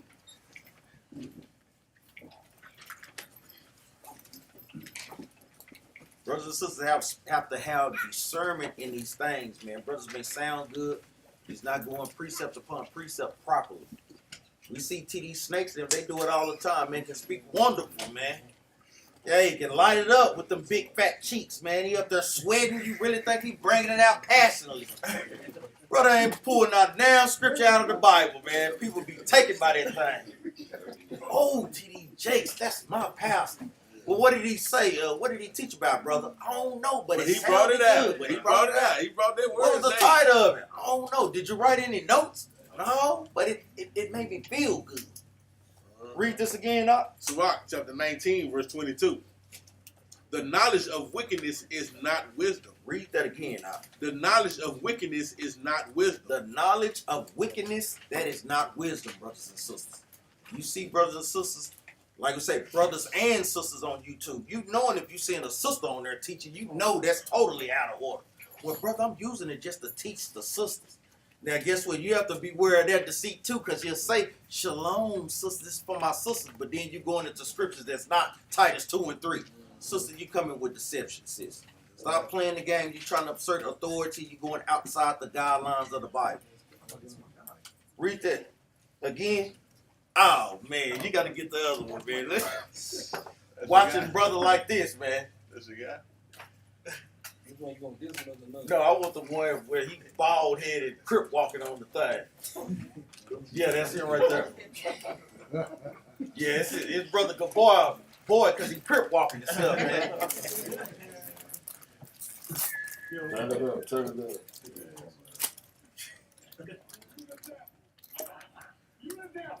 You a statement, huh? You, hey. Brother look like he drunk off his stupid, behind. right? You got a book with blood on it. You Satan up. Who created your ass, Satan? Who created your ass? I come in the name of Jesus by the power of the Holy Spirit. I come in the name of Jesus by the power of the Holy Spirit. The devil is a motherfucking liar. So you know I ain't worried. Biatch. Boy, say. Brothers up. And you may have people watching this, man. I'm making motherfuckers just hate God more. I'm provoking that up. You goddamn devil worshiper, you ain't got no excuse. I'm talking about brothers off the chain. Where the one with the grip walking on that You bug? come in the name of faith. I guess if you like a house nigga won't go competitive, if I say I'm God, then I guess you have to take the side and take another motherfucker. I'm talking about, and we have, boy, you have brothers and sisters watching. Just making a mockery, man. That brother probably is right. Y'all like this me up. Put the Tupac tape in. Let it play for the last 3 minutes. Bro, you know how many scriptures you can bring out in 3 minutes? Kid gon' There ain't nothing wrong when we got a cane, though. pump it up. Turn it up. That's the one part right there. And this is a mockery, man. We make laugh, but you ain't really have people that be watching this crap. But that's all Christianity is today. It's just a straight mockery. And they ain't saying as many cuss words. Hey, that's enough of that, bro. I'm gonna be showing up for this. And God will do it himself for you. The church is I know you ready for it. Well, cats will watch that and be like, that's the type of Israelite I'm trying to be. Boy, That's the type of Israelite I want to be. look at this brother, man.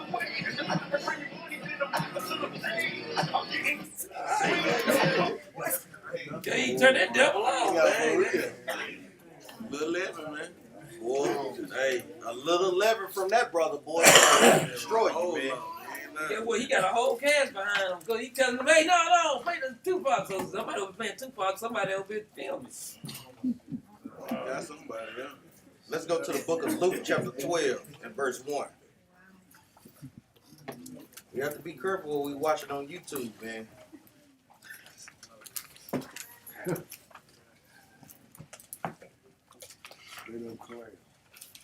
Boy, that's it. Read this out. Luke chapter 12, verse 1. In the meantime, when there were gathered together an innumerable multitude of people, insomuch that they trod one upon another, he began to say unto his disciples, first of all, beware ye of the leaven of the Pharisees, which is hypocrisy. Which is what? Which is hypocrisy. Which is hypocrisy, because they was telling the people to do things, but what? They themselves wouldn't do it. Even like how we have in Christianity churches, they telling people to be righteous, but like we said, what is righteousness according to the Bible? They're not telling people what righteousness is. Going into what? The law, statutes, and commandments. Deuteronomy 6 and 25. Read on up. Verse 2. For there is nothing covered that shall not be revealed. Remember, brothers and sisters, you have to let this thing meditate on your spirit. There is nothing covered that won't be revealed. Whether brothers have secret sins, whether sisters have secret sins. If you're not doing your best to beat those things down and repent of those things, they will be shown before the congregation, man. Like I say, if your house is out of order, meaning your body or your family, you're not doing the things to properly get them in order, you know that it's out of order. The Most High God ain't going to play the games. Judgment will be brought down, man. Read on. Verse 2. For there is nothing covered that shall not be revealed, neither hid that shall not be known. So these things won't be hid that ain't known. Let's go to the book of Sirach, chapter 26 right quick.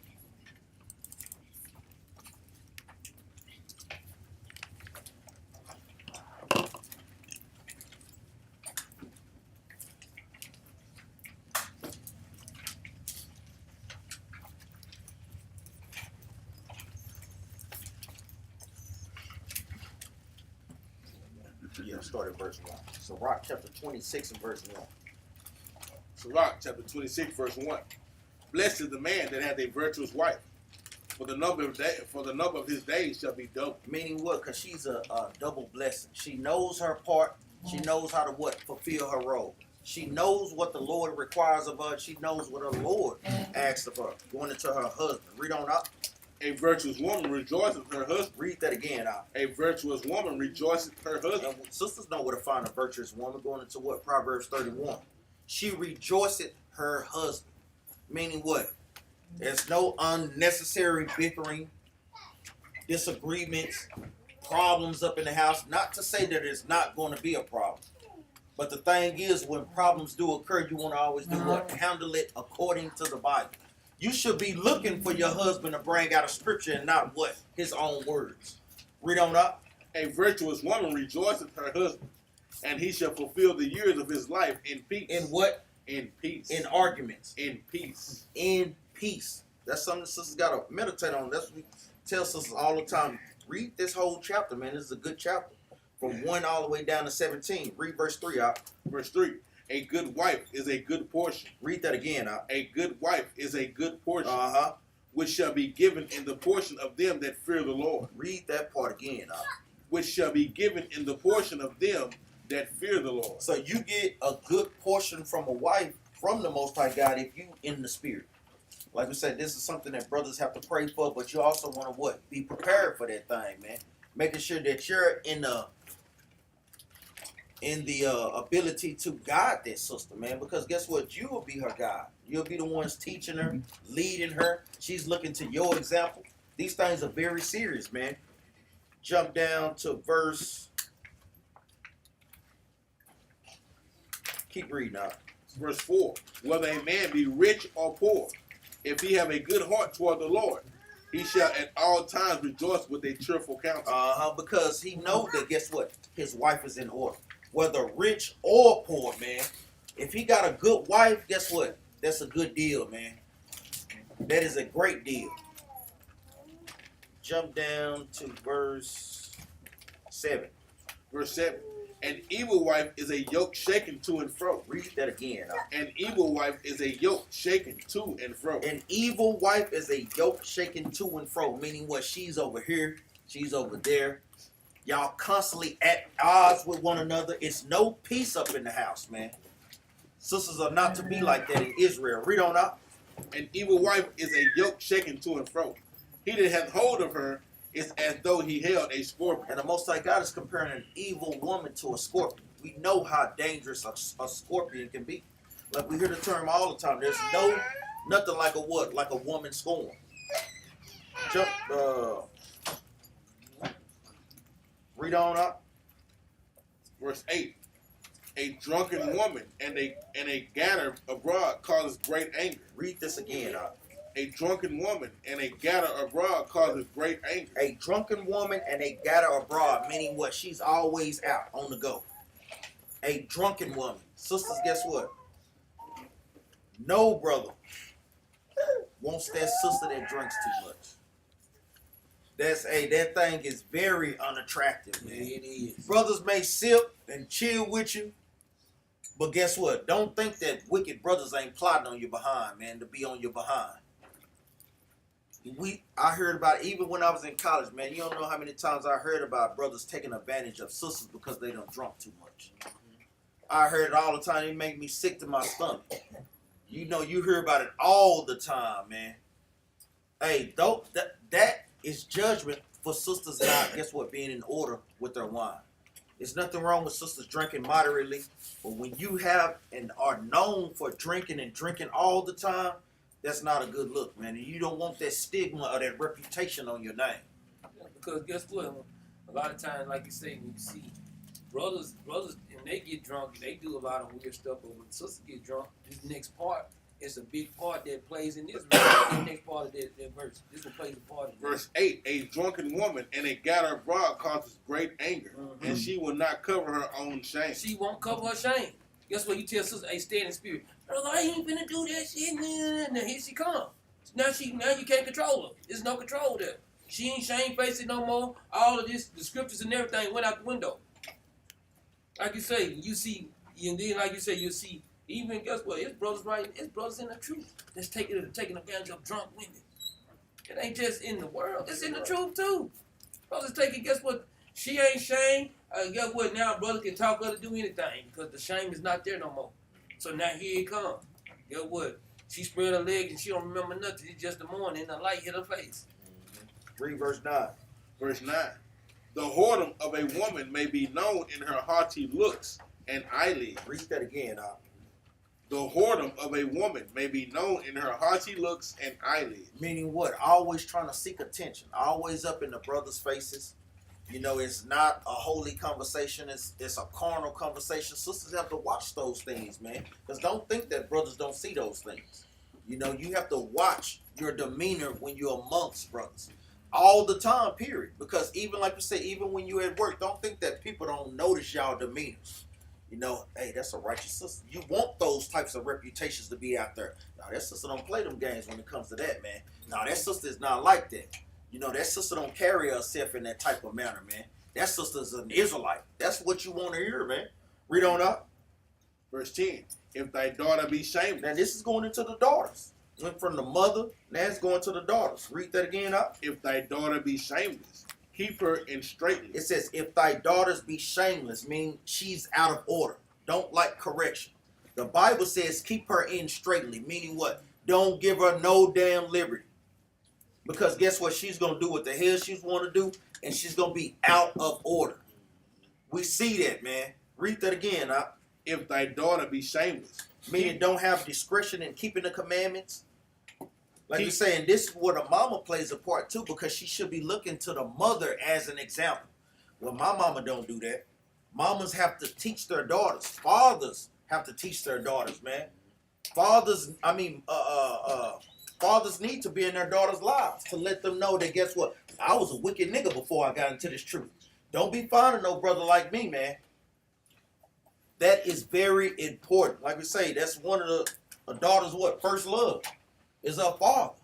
One of the first men she ever loves. Read on up. If thy daughter be shameless, keep her in straight. Lest she abuse herself through overmuch liberty. Lest she abuse herself through overmuch liberty, meaning what? Going from brother to brother. Because she's not taught the correct way. How to have discretion. Not to be seeking attention from all types of brothers. Read on up. Watch over an impudent eye. And marvel not if she trespass against you. Don't marvel if she trespass against you, because guess what? You ain't corrected her. Now, hey. Now when she's all out of order, when you knew she was out of order, don't think that it's some new thing that's coming about. Because you had the opportunity to correct her and you didn't. You let that thing just pass on by. Read on up. She will open her mouth as a thirsty traveler. As a what? As a thirsty traveler. We know they even use that word today. That sister thirsty as hell over there, man. Damn, that sister thirsty. And you hear it with the brother. That brother thirsty. I'm talking about the Bible is using the same lingo that we using today. Letting you know that this is a true book, man. A book of prophecies. Read on up. She will open her mouth as a thirsty traveler when he had found a fountain, and drink of every water near her. And do what? And drink of every water near her. Hey, this is not literally talking about water. No, this is talking about men sleeping with every man. It's going to make it clearer when we read down. Read on. By every hedge will she sit down. By every hedge, meaning what? Where it's a group of men, where the brothers at, that's where she at. Read on up. And open her quiver against every arrow. And open her quiver. A quiver is where you keep arrows. You know what this is a similitude for. Open that thing to any damn man that come about. The church, the daughters of Zion are not supposed to be like that, man. Let's get that. Let's go to the book of Deuteronomy. Hold that precept. We can come back. Let's go to the book of Deuteronomy, chapter 23 and verse 17.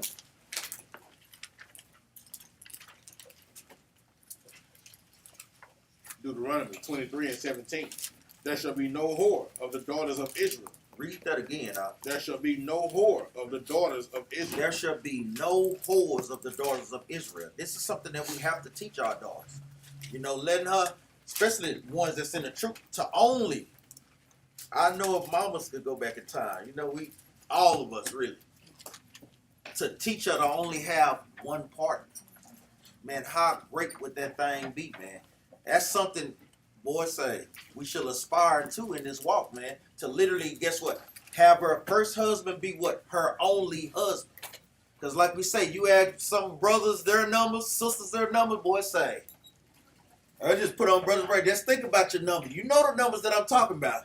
How many partners you done encounter before you done got into this truth.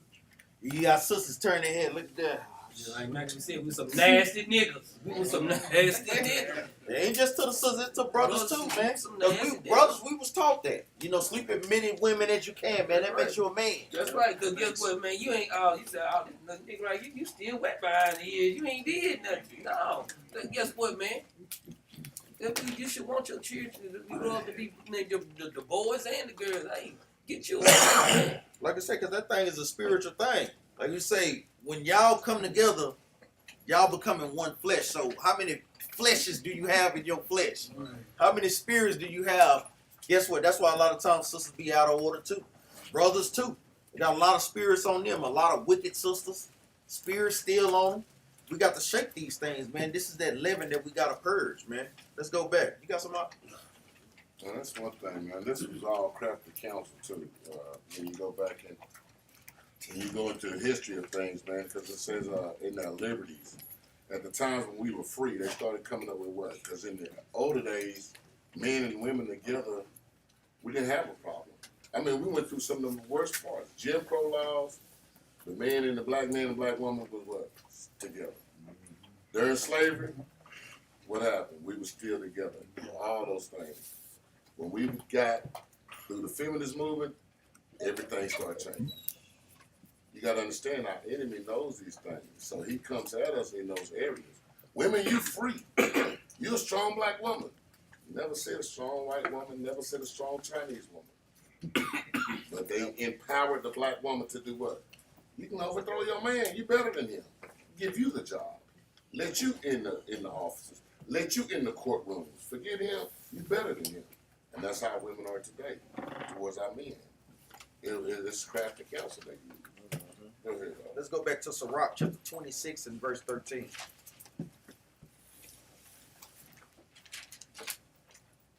Sirach 26 and 13. The grace of a wife delighted her husband. Read that again now. The grace of a wife delighted her husband. The grace of a wife delighted her husband. Read on up. And her discretion will fatten his bone. Her discretion is going into what? When to say something, when to hold your peace. That fattens a husband's bones. Like, dang, my wife is in order. Even though when a brother may say something out of order, sister still has what? Discipline of her mouth to catch herself. You know, to stay in order. Go ahead, huh? And just like what I bring it out, and it's the same thing the Lord was telling to Moses when you, like, say for instance, a woman when she out of order. What do you think the Lord said to Moses about a woman out of order? About his own sister Miriam out of order. What did he say? Let's go to Numbers chapter 12 right quick. Let's go back. Because guess what? We like you say on that flip side of it, this is what the Lord said about a woman when she was out of order. About let's think of the account of Miriam, right? Aaron and Moses' sister, right? Read this. Numbers 12 and 1. 12 and 14. 14. Mm-hmm. And the Lord said unto Moses, if her father had but spit in her face, Uh-huh. should she not be ashamed 7 days? So guess what? If her father would just spit in her face, man, that's what he said about Mary. Because the Lord, guess what, turned her leprous because why? She was running her mouth. So that's what the Lord say, hey, if father would just spit in her face, would she not be ashamed? You just got to think about this, how God is saying about people being out of order, especially you talking about the woman. She was supposed to be, she didn't supposed to exert authority over no man, right? But she felt like she could stand in the council of men and run her mouth and do what she wanted to do, and it ain't how it go, right? And these are the philosophies that America puts in our sisters' head. Mm-hmm. Remember, we was brought over here in slavery, so they forced everything that they did on our people to do what? Keep us out of order. Now it's shunned upon, sister, say something. And like we just went over in the class a few weeks ago, that's Satan telling you to stay out of order with your husband. Don't say something, sister. You gotta say so too. You got an opinion, say something. Don't be scared, nigga. Say something. But you have to, guess what? Control your spirit in those things, and guess what? Apply the commandments. Hey, that might not be the right time for you to say something. It's not that sisters don't have can't speak their mind, but you have to understand that, guess what? If it comes between the laws of the Most High God and your feelings, you should want the Bible to win every time. Go ahead, Right. And then guess what? And like you say, it ain't just sisters can't say something, but when you look here, like the Bible said, know ye not your own self. You know when you finna get ready and say something out of order. We can stop playing the game. That's right. You know when you out of order. Just like when the man, guess what? A man knows when he out of order. A man knows when he treating a woman wrong, and a woman knows when she treating a man wrong.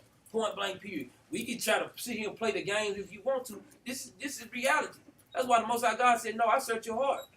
You can act like you doing something, but guess what? The Lord's like, no, nigga, you didn't really mean that. You just talking. We stop playing the game. No, it's like the Lord say, when a woman out of order, guess what the Lord said? If a father would just spit in her face, would she not be ashamed 7 days? Yeah, she'll be. That means she'll be in her feelings for a little while after her father done spit in her face, right? Because she was out of order. That's going to a shame-faced woman. She should always keep herself discreet and shame-faced all the time. That's y'all glory. That's y'all beauty, man. That y'all can be in order. The Most High God loved that thing, man. That's how he bless y'all hands. That's how he bless y'all minds. That's how he keep y'all in the right spirit, man. Go ahead, huh? Let's go to the book of Sirach, chapter 22 and verse 27. We're going to go back to Sirach 26, all right? Get this. Sirach chapter 22 and verse 27, because this is something that sisters have to pray for and have to have discipline of the spirit over. Sirach chapter 22, verse 27. Who shall set a watch before my mouth? Read that again, Doc. Who shall set a watch before my mouth? Hey, you want to pray to the Most High God that He give you what? Discipline of your mouth. For you to what? Set a watch before your mouth. Meaning mind have discretion. Read on. And a seal of wisdom upon my lips, Uh-huh. that I may fall not suddenly by them. That you fall not suddenly by the words that you speak. How many times have sister said some things and it got them in the world of trouble? You know, into fist fights and so forth. We know how it can get catty amongst sisters, man. Just anything, man. Sisters be in their feelings and, hey, it's off to the races. Read on. And a seal of wisdom upon my lips, that I fall not suddenly by them. Uh-huh. And that my tongue destroy me not. Because in that situation where Akka's bringing out in the book of Numbers with Miriam, her tongue got her destroyed. It got leprosy put on her for 7 days, man. Let's go back to the book of Sirach, chapter 26. Man, that goes for men too, because under That's right. Proverbs 18:6, that mouth get your butt in trouble. That's right. That's around how looking like Jack and Knotshot with knots all on your head, man, on your mind. That's right. Let's go back to the book of Sirach, chapter 26 and verse 14. Sirach 26 and 14. A silent and loving woman is a gift of the Lord. Read that again, Akka. A silent and loving woman is a gift of the Lord. A silent and loving woman is a gift of the Lord. How many times have we seen sisters, guess what, do the total opposite? I know sisters watch the videos, the street teaching videos. We deal with certain sisters out there. Even had the sister that was out there in the fringes. And sister was, boy, that's all you can say. Yeah. Damn. Sister was out of order, man. And I was trying to give her the opportunity to talk, man. But sister was trying to dominate and assert authority, man.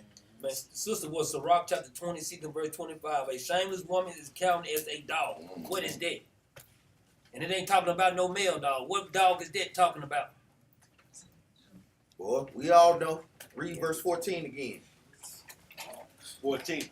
A silent and loving woman is a gift of the Lord. That is a gift. Like we say, you can be simple if you want to. I know that even with me and my wife. I ain't just gonna say nothing good. You can play that if you want to. Don't say nothing then. But you know that's not what that's talking about. Meaning what? To know when to have discretion. When to say something, when to hold your peace. Like I say, when your husband is asking you to do something, you hold your peace and do what your husband is asking you to do. It's not no back and forth. Because like we say, we want our children to be in order, but then ourselves, wives, don't be in order. You know, so that's just something to kind of contemplate on. Read on out. A silent and loving woman is a gift of the Lord.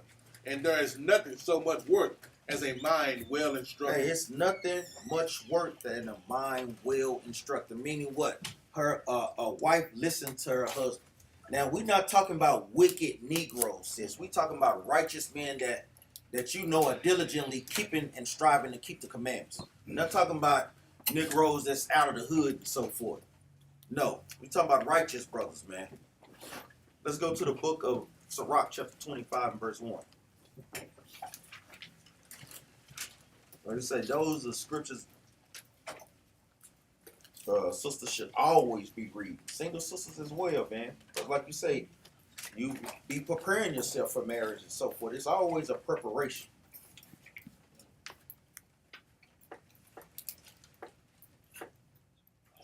The book of Sirach, chapter 25, verse 1. In 3 things I was beautified, and stood up beautiful, both before God and men. The unity of brethren. The unity of brother is a beautiful thing. Read on up. The love of neighbor. And a man and a wife that agree together. Hey, that is a beautiful thing when you can see brothers and sisters on what? On one accord. Husbands and wives on one accord, man. The husband knowing his role, the wife knowing her role.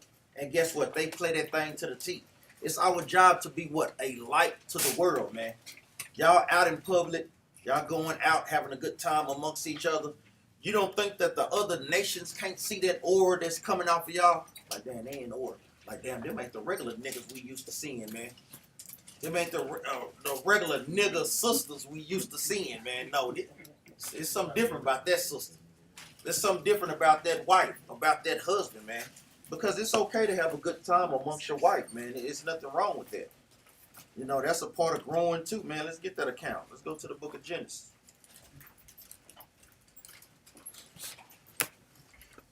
There's nothing wrong, man. It's our job to let our light show, man. We want that thing to be shown, man. The book of Genesis, chapter 26 and verse 8.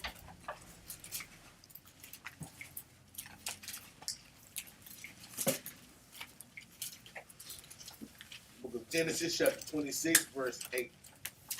And it came to pass, when he had been there a long time, that Abimelech, king of the Philistines, looked out at a window and saw, and behold, Isaac was sporting with Rebekah his wife. Meaning what? They was having a good time with each other. There's nothing wrong with brothers having a good time. We just got to remember that, guess what? The Lord's work come first. But yes, you also have to make time for your wife as well. Let's get a precept. Let's go to the book of Ecclesiastes, chapter 9, verse 9. You know, you teacher, y'all can have a good time while you teaching her, man. You know? Like we say, let's put marriage back in our nation again, man. Good marriages, man. Book of Ecclesiastes, chapter 9, verse 9.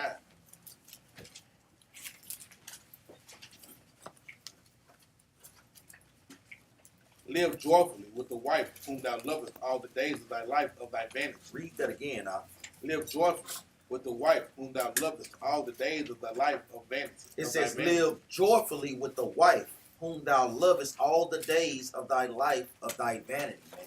You want to live, you want to have a joyful marriage. Because like we say, brothers and sisters can see these things, man, when it's a broken marriage. Like I said, it's our job to be an example, man. Like I say, we don't never want to discourage people from getting married and so forth, man. You don't want that thing, man, because then that brings what? Fornication. Because, shoot, brothers want to get it in some type of way. Sisters may want to get it in some type of way. Guess what? You need to be trying to do it through the proper way, through marriage. Let's get that in Hebrews chapter 13 and verse 4. Did I finish that read on? Salat, y'all. Live joyfully with the wife whom thou lovest all the days of Jumping the gun. Days of the life of thy vanity, Uh-huh. which he had given thee under the sun. Because the Most High God is giving us that opportunity to enjoy our wives. Read on up. All the days of thy vanity, for that is thy portion in this life. Read that again up. For that is thy portion in this life. That is our portion in this life. Just like wine maketh us merry. Guess what? A good wife, a loving wife, a wife that's in order. Guess what? That's a good portion from the Most High God, man. Read on up. And in thy labor which thou talkest under the sun. And in thy takest. And in thy labor which thou takest under the sun. Let's get Hebrews. You want something? What? Like you say, this is your portion. That's right. The wife that the Lord gave, that's your portion. You got to deal with that thing, man. That's why as people that brothers and sisters, when y'all trying each other, hey, you got to deal with it, man. A lot of times, guess what? You can make it good or you can make it messed up too. A lot of times, guess what? You think, guess what? Even when a woman, a lot of times when a woman out of order, guess what? She still has that want to be led. That's in y'all. There's a want to be led. No matter if you out of order, guess what? You'll sneak and try to do a little something that he say, but you ain't gonna try to do everything. But if you gotta do it, you still got a zeal to be led. You got to let that flourish more than you putting yourself in a way to being led. That's the point. Go ahead, Read this out. The book of Hebrews chapter 13 verse 4. Marriage is honorable in all. So the Most High God is saying that is an honorable thing. If brothers decide to do that, that is very honorable, man. If a husband chooses a wife, that's a very honorable thing. Sisters, read on up. Marriage is honorable in all, and the bed undefiled. Uh-huh. But whoremongers and adulterers God will judge. But whoremongers and adulterers, the Most High God will judge. Brothers just going from sister to sister, sisters going from man to man, Most High God will judge y'all. Like we say, he judges us in what? In the form of STDs, AIDS, syphilis, herpes, gonorrhea. Some things you can't get rid of, man. I mean, it's no game out here. Let's go to the book of 1 Peter chapter 3, verse 7.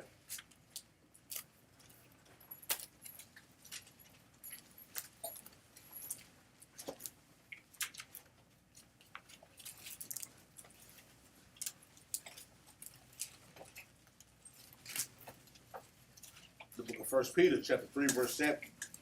Likewise, ye husbands, dwell with them according to It knowledge. says, likewise, ye husbands, dwell with them according to knowledge. Meaning what? You should be dwelling with your wife according to what? The laws, statutes, and commandments. 1 Peter 3 and 7. Read that again. The book of 1 Peter, chapter 3, verse 7. Likewise, ye husbands, dwell with them according to knowledge. Because a lot of times when we try to do our own thing, that makes the problems, what, 10 times worse. We know you have to guide and teach your wife. There's no way around that thing, man. Take the time out, Sundays, anytime y'all have free time, 1 or 2 hours, 30 minutes, get some type of reading together in, man. That's right. 1 day, 2 days out of the week, and then try to up that ante, man, each time you go, man, as you grow in this walk. Go ahead, And that's how it's supposed to be. This is how you. This is the building of a marriage, man. Like you say, because marriage is a mystery. You don't know what you'll get out of it. But you guess what? You got to make sure that you put in the right things. That's what it's just like you thinking about a pot. You put the right ingredients in, the food will taste good. But if you put all the wrong things in, it ain't gonna taste good, man. You can't you ain't gonna want to put no hog maws in with some turkey necks or some chicken leg. You don't want to do it. You putting the wrong things in, man. You got to make sure you stay grounded, man. Read that again. Likewise, ye husbands, dwell with them according to knowledge. What is knowledge according to the Bible? Malachi 2 and 7, meaning the commandments. Read on. Giving honor unto the wife, as unto the weaker vessel. We have to understand that, brothers, that sisters are not going to grasp the truth like you are grasping the truth a lot of the time. Now, don't get me wrong, we got some strong sisters in there that know the scriptures, but it's letting us know they're still weaker vessels in some point. Read that again up.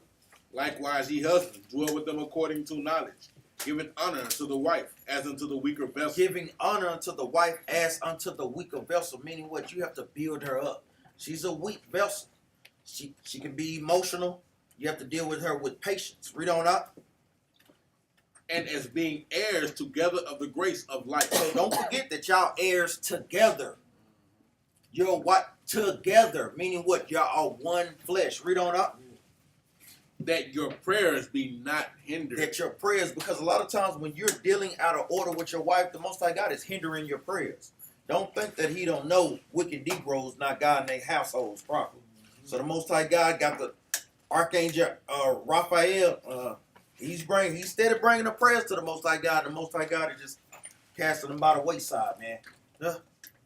You blow upon that thing. Just blow it away. We got to keep those things in mind. Give me the book of Matthew chapter 19, verse 5.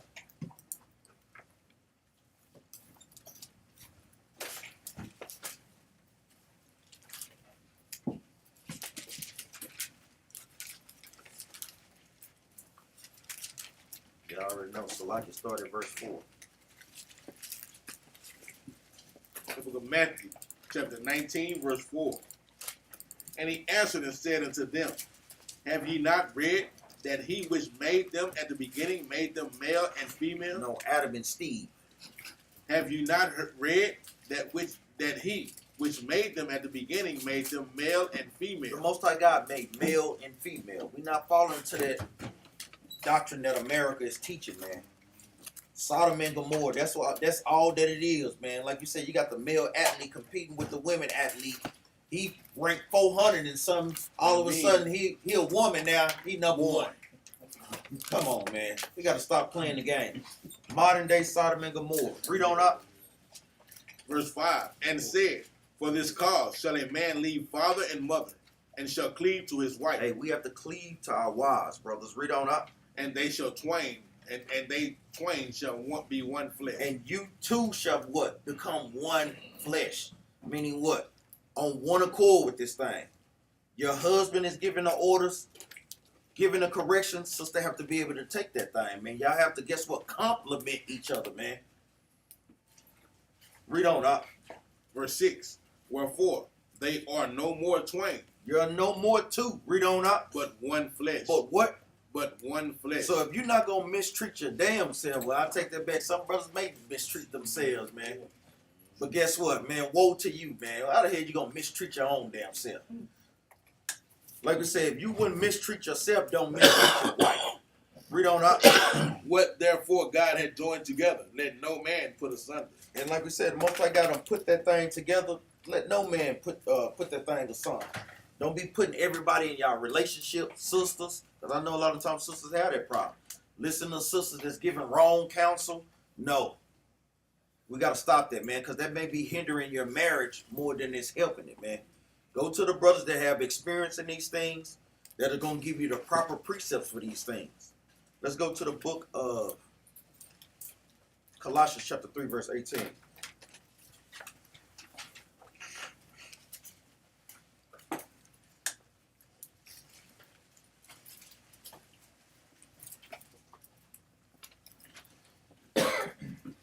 The book of Colossians chapter 3, verse 18.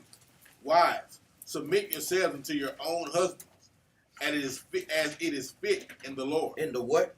As it is fit in the Lord. Some sisters have to pray for that submission spirit. Like we say, we know sisters getting there, but I know some sisters have some ways to go. You want to pray. Those are the things that you pray for. Read on up. Husbands, love your wives. Read that again out. Husbands, love your wives. Husbands, love your wives, meaning what? Teaching them. Teaching them what you require of them, man. Like we say, how's she going to know if you're not teaching her? You know, you can't get mad. She can't read your thoughts. You know, y'all ain't got to that level yet in some marriages. You know, hey, if you got 5, 10, 20, 30 years, then, hey, then you start to get to that level. But you still have to guide and teach your wife. Because a lot of times, like I say, you going to shot at these men. A lot of times, what you expecting her to read your thoughts, so guess what she going to naturally do? Expect you to read her thoughts. Yeah. This is how these things go, man. Like you say, it's subliminal. Like I say, she don't want to. Even if she don't want to follow, she's subliminal. She will do it. And that's going back into dealing with the woman according to knowledge. Like I said, she not going to know it if you're not teaching her. It's our job to teach our wives, man, to build them up, man. If we want them to be understanding of what we trying to say and what we want them to do, how should they get understanding? Through the scriptures, right? Because we're going to lead our houses through what? The scriptures, right? So the more we build our wives up to become better, that's how we deal with them according to knowledge, being a weaker vessel, right? We're trying to make that weaker vessel as strong as it possibly can be, right? So it won't be weak in the flesh anymore. It won't be weak in the spirit anymore.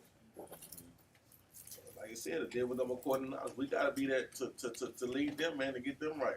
Because like the scriptures say, if we out of order, who gonna get us right? You know, when the time, wait a minute, nah, you tripping on that. I'm like, man, you know what, I'm sorry. Yeah, get me right then. That's the joy. That's our joy right there, right? Watch this. Go to Sirach. Hold on, let me finish this out. Go ahead. Verse 19. Husbands, love your wives and be not bitter against them. Read that again out. Husbands, love your wives and be not bitter against them. Don't be bitter with your wives because she's not gravitating to the truth like you are. Remember, she's the weaker vessel. It's never going to be on equal playing fields. You're trying to work to get to that level. Remember, it's our job to build up a house. Hey, your wife is comparable to a house. You're building her, you're molding her through the scriptures. Most High God is molding us till He wants. Negro, is you where you need to be according to the Most High God? So we always have to think these things through, man. Like we said, we still got things that we need to work on. So guess what? We got patience with ourselves, so we got to have patience with our wives. Go ahead, So like you say, because we all in the same captivity. They in captivity just like you in captivity. Right. Guess what? This day been hard on her just like it been hard on yourself, man. Guess what? A lot of times we put heavy feathers on them. Guess what? Because we know that we got the power to do it. And sometimes we abuse these things, and the Most High God give you over to some stuff too. We got to be a knowledge of this stuff, man. These women is in the same damn captivity we in, man. Guess what? Be patient with her, man. And a lot of times brothers don't want to do that. And what we do, we get caught up in the judgment, man, because we ruling like a lion. Yeah, she did that for the white man. She got to come on. Yeah, she got to do this, you know what I'm saying, in the house too. But be patient with her, man, because look, she just got finished working for the other nation too. She had to hear this bull crap all day too. If she in the spirit, right? You going back to Sirach 25? Oh, go ahead. Go back to Sirach chapter 25 right now. Go to verse 8.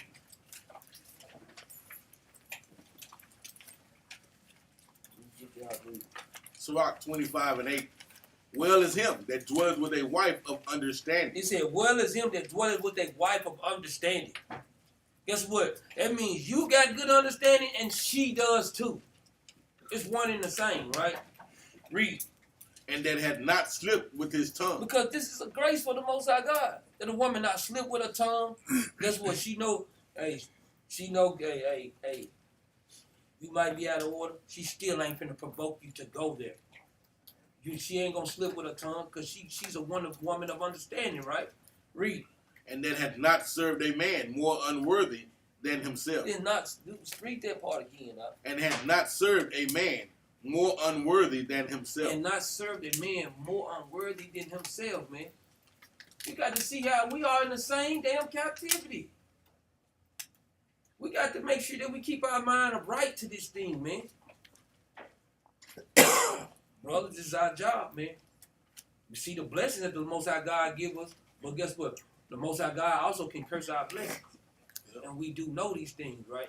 Go ahead. Let's go back. Go back to the book of Colossians chapter 3, verse 19. Read that. Let's go. Husbands, love your wives. Colossians chapter 3, verse 19. Husbands, love your wives, and be not bitter against them. Don't be bitter against your wife. It's your job to build her up. Read on up. Children, obey your parents in all things, for this is well-pleasing unto the Lord. It says, children, obey your parents in all things, for this is well-pleasing unto the Lord. But the thing is, we have to what? We have to guide and teach our children. Like we said, let's go to the book of Deuteronomy, chapter 4. It's our job to guide them, man. Like you said, when we read earlier about Eli, Most High God brought judgment on him because he knew that his sons was doing vile things, and he didn't correct them. We know the type of children that we have. You know, we know how they can be out of order. It's our job to stay on them, man. So like in Deuteronomy chapter 6 and verse 7.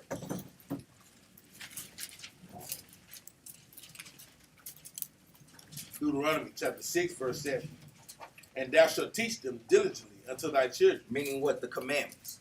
It's our job to teach them diligently. Whether you got to play quiz games, like I do sometimes, a little bit of now, you still can't get that Proverbs 6 and 23 precept. 5 years now.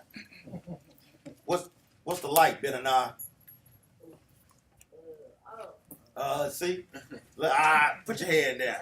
You embarrassing me. Read this up. Deuteronomy 6 and 7.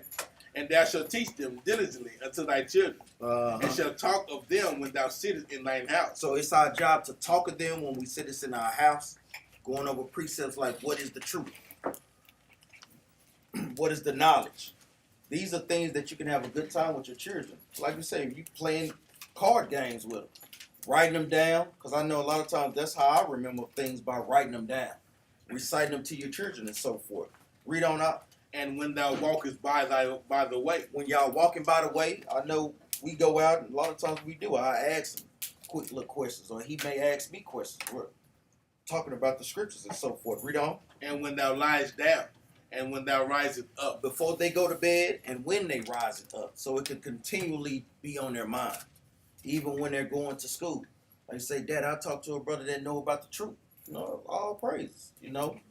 Like I said, don't be trying to get too deep, and don't be trying to go at the teachers and stuff, man. It's just chill. I know it be flexing your spirit. I know y'all see things in a different light. But George Washington, Daddy, he's just nice, son. Yeah, Hey, for real. let them say they good history, man. And just come on home, for real. I'll get your little partner up there. Read. Read verse 8. Verse 8. And thou shalt bind them for a sign upon thine hand, and they shall be as frontlets between thine eyes. Meaning what? You're always meditating on these things. I know I did a class about meditating day and night. You know, it was a good class. Brothers and sisters should be doing those things. Meditating day and night, especially with your children, because you're trying to put them in that spirit to always just be thinking about the commandments. We know that it's a lot of peer pressure in schools. We know what they go through, man. Like we say, that's why it's very important that we diligently be on our children because of the peer pressures. Do this, do that. No, son, no, daughter, that's not according to the Bible. I know they doing that in the world, but we don't do that here in this household. You know, it is what it is. Let's go to the book of Mark, chapter 9, verse 43.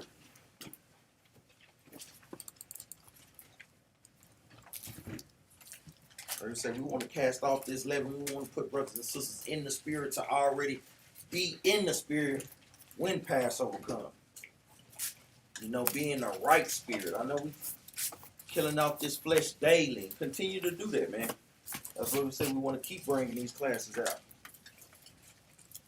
Book of Mark, chapter 9, verse 43.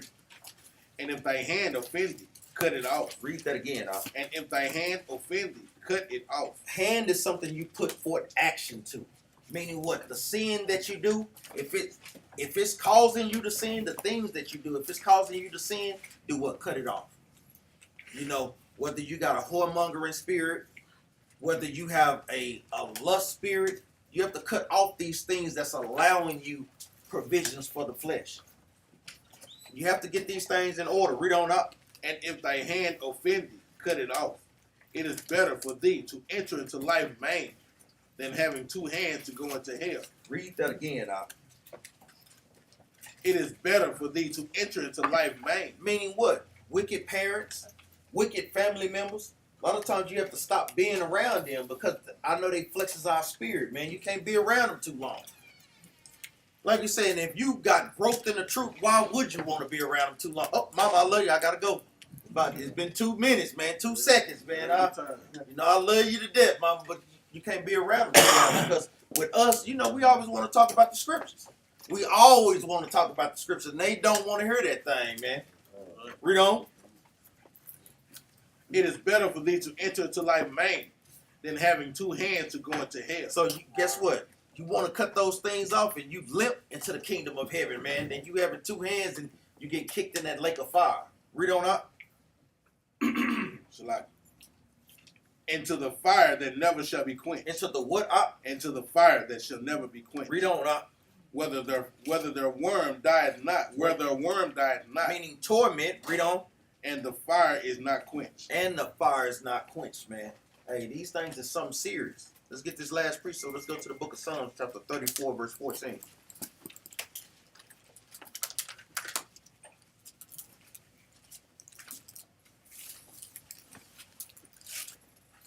The book of Psalms, chapter 34, verse 14. Uh-huh. Depart from evil. Do and what up? Depart from evil. Meaning what? Leave off from that leaven. Leave off from that sin. Depart from evil. Read on up. Depart from evil and do good. What's good, Brother Noah? Call him Slippy. Don't help him, Daddy. Did I call Daddy or did I call Noah? Call him Slippy, man. Brother was on fire and kept one Thursday. No, I'm all seeing It be the small ones. So like I said, what's good, man? Who can help the brother out? Brother Ezra says you looking and look down. It always get you every time. Romans 7 and 14. Are you sure? Damn it, Brother King. Are you sure, bro? Help him out, Brother King. We already said. What he say? 7 and 12. All praise. He said 14. What did he say? 14 14 verse. first, then 12. So you was wrong, I'll be bro. getting them mixed up right there. All praise. 7 and 14. Doing good is keeping the commandments of the Most High God. I saw like a face. I'm seeing 14 and 12. I know 14 is spiritual. Read this again up. Psalm 34 and 14. Depart from evil and do good. Depart from evil and do good. Read on up. Seek peace. Do what? Seek We peace. seek peace by what? Departing from evil. We seek peace by what? Departing from that leaven. Read on up. Seek peace and pursue it. And what? And pursue it. Hey, brothers and sisters, we got to pursue this thing, man. I know a lot of times it's not enough for you to depart from it. The Bible is reinforcing that notion to do what? Chase after it, man. Pursue that thing. Don't get complacent in this walk, man. Like I said, we almost there. Don't faint, man. Like we said, we hope brothers and sisters was edified. We always tell brothers and sisters to keep the law, statutes, and commandments. So we always love to bring out laws at the end of class. Go back to that main precept that we brought out, Deuteronomy chapter 6.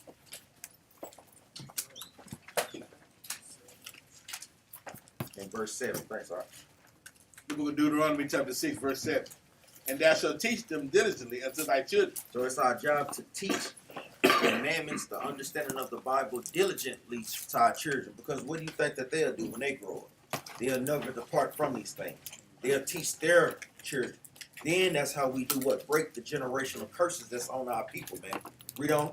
And thou shalt teach them diligently unto thy children, and shalt talk of them when thou sittest in thine house, and when thou walkest by the way, and when thou liest down, and when thou risest up. Read on now. And thou shalt bind them for a sign upon thine hand, and they shall be as frontlets between thine eyes. Read on. And thou shalt write them upon the posts of the houses and on the gates. Meaning what? Have these things in order even in your houses. If you have to literally post it up in the house, the commandments, the 10 commandments, 613 commandments. Hey, you have to do what you have to do what? Keep you, your wife, and your children in this walk and diligently seeking the Most High God. And with that,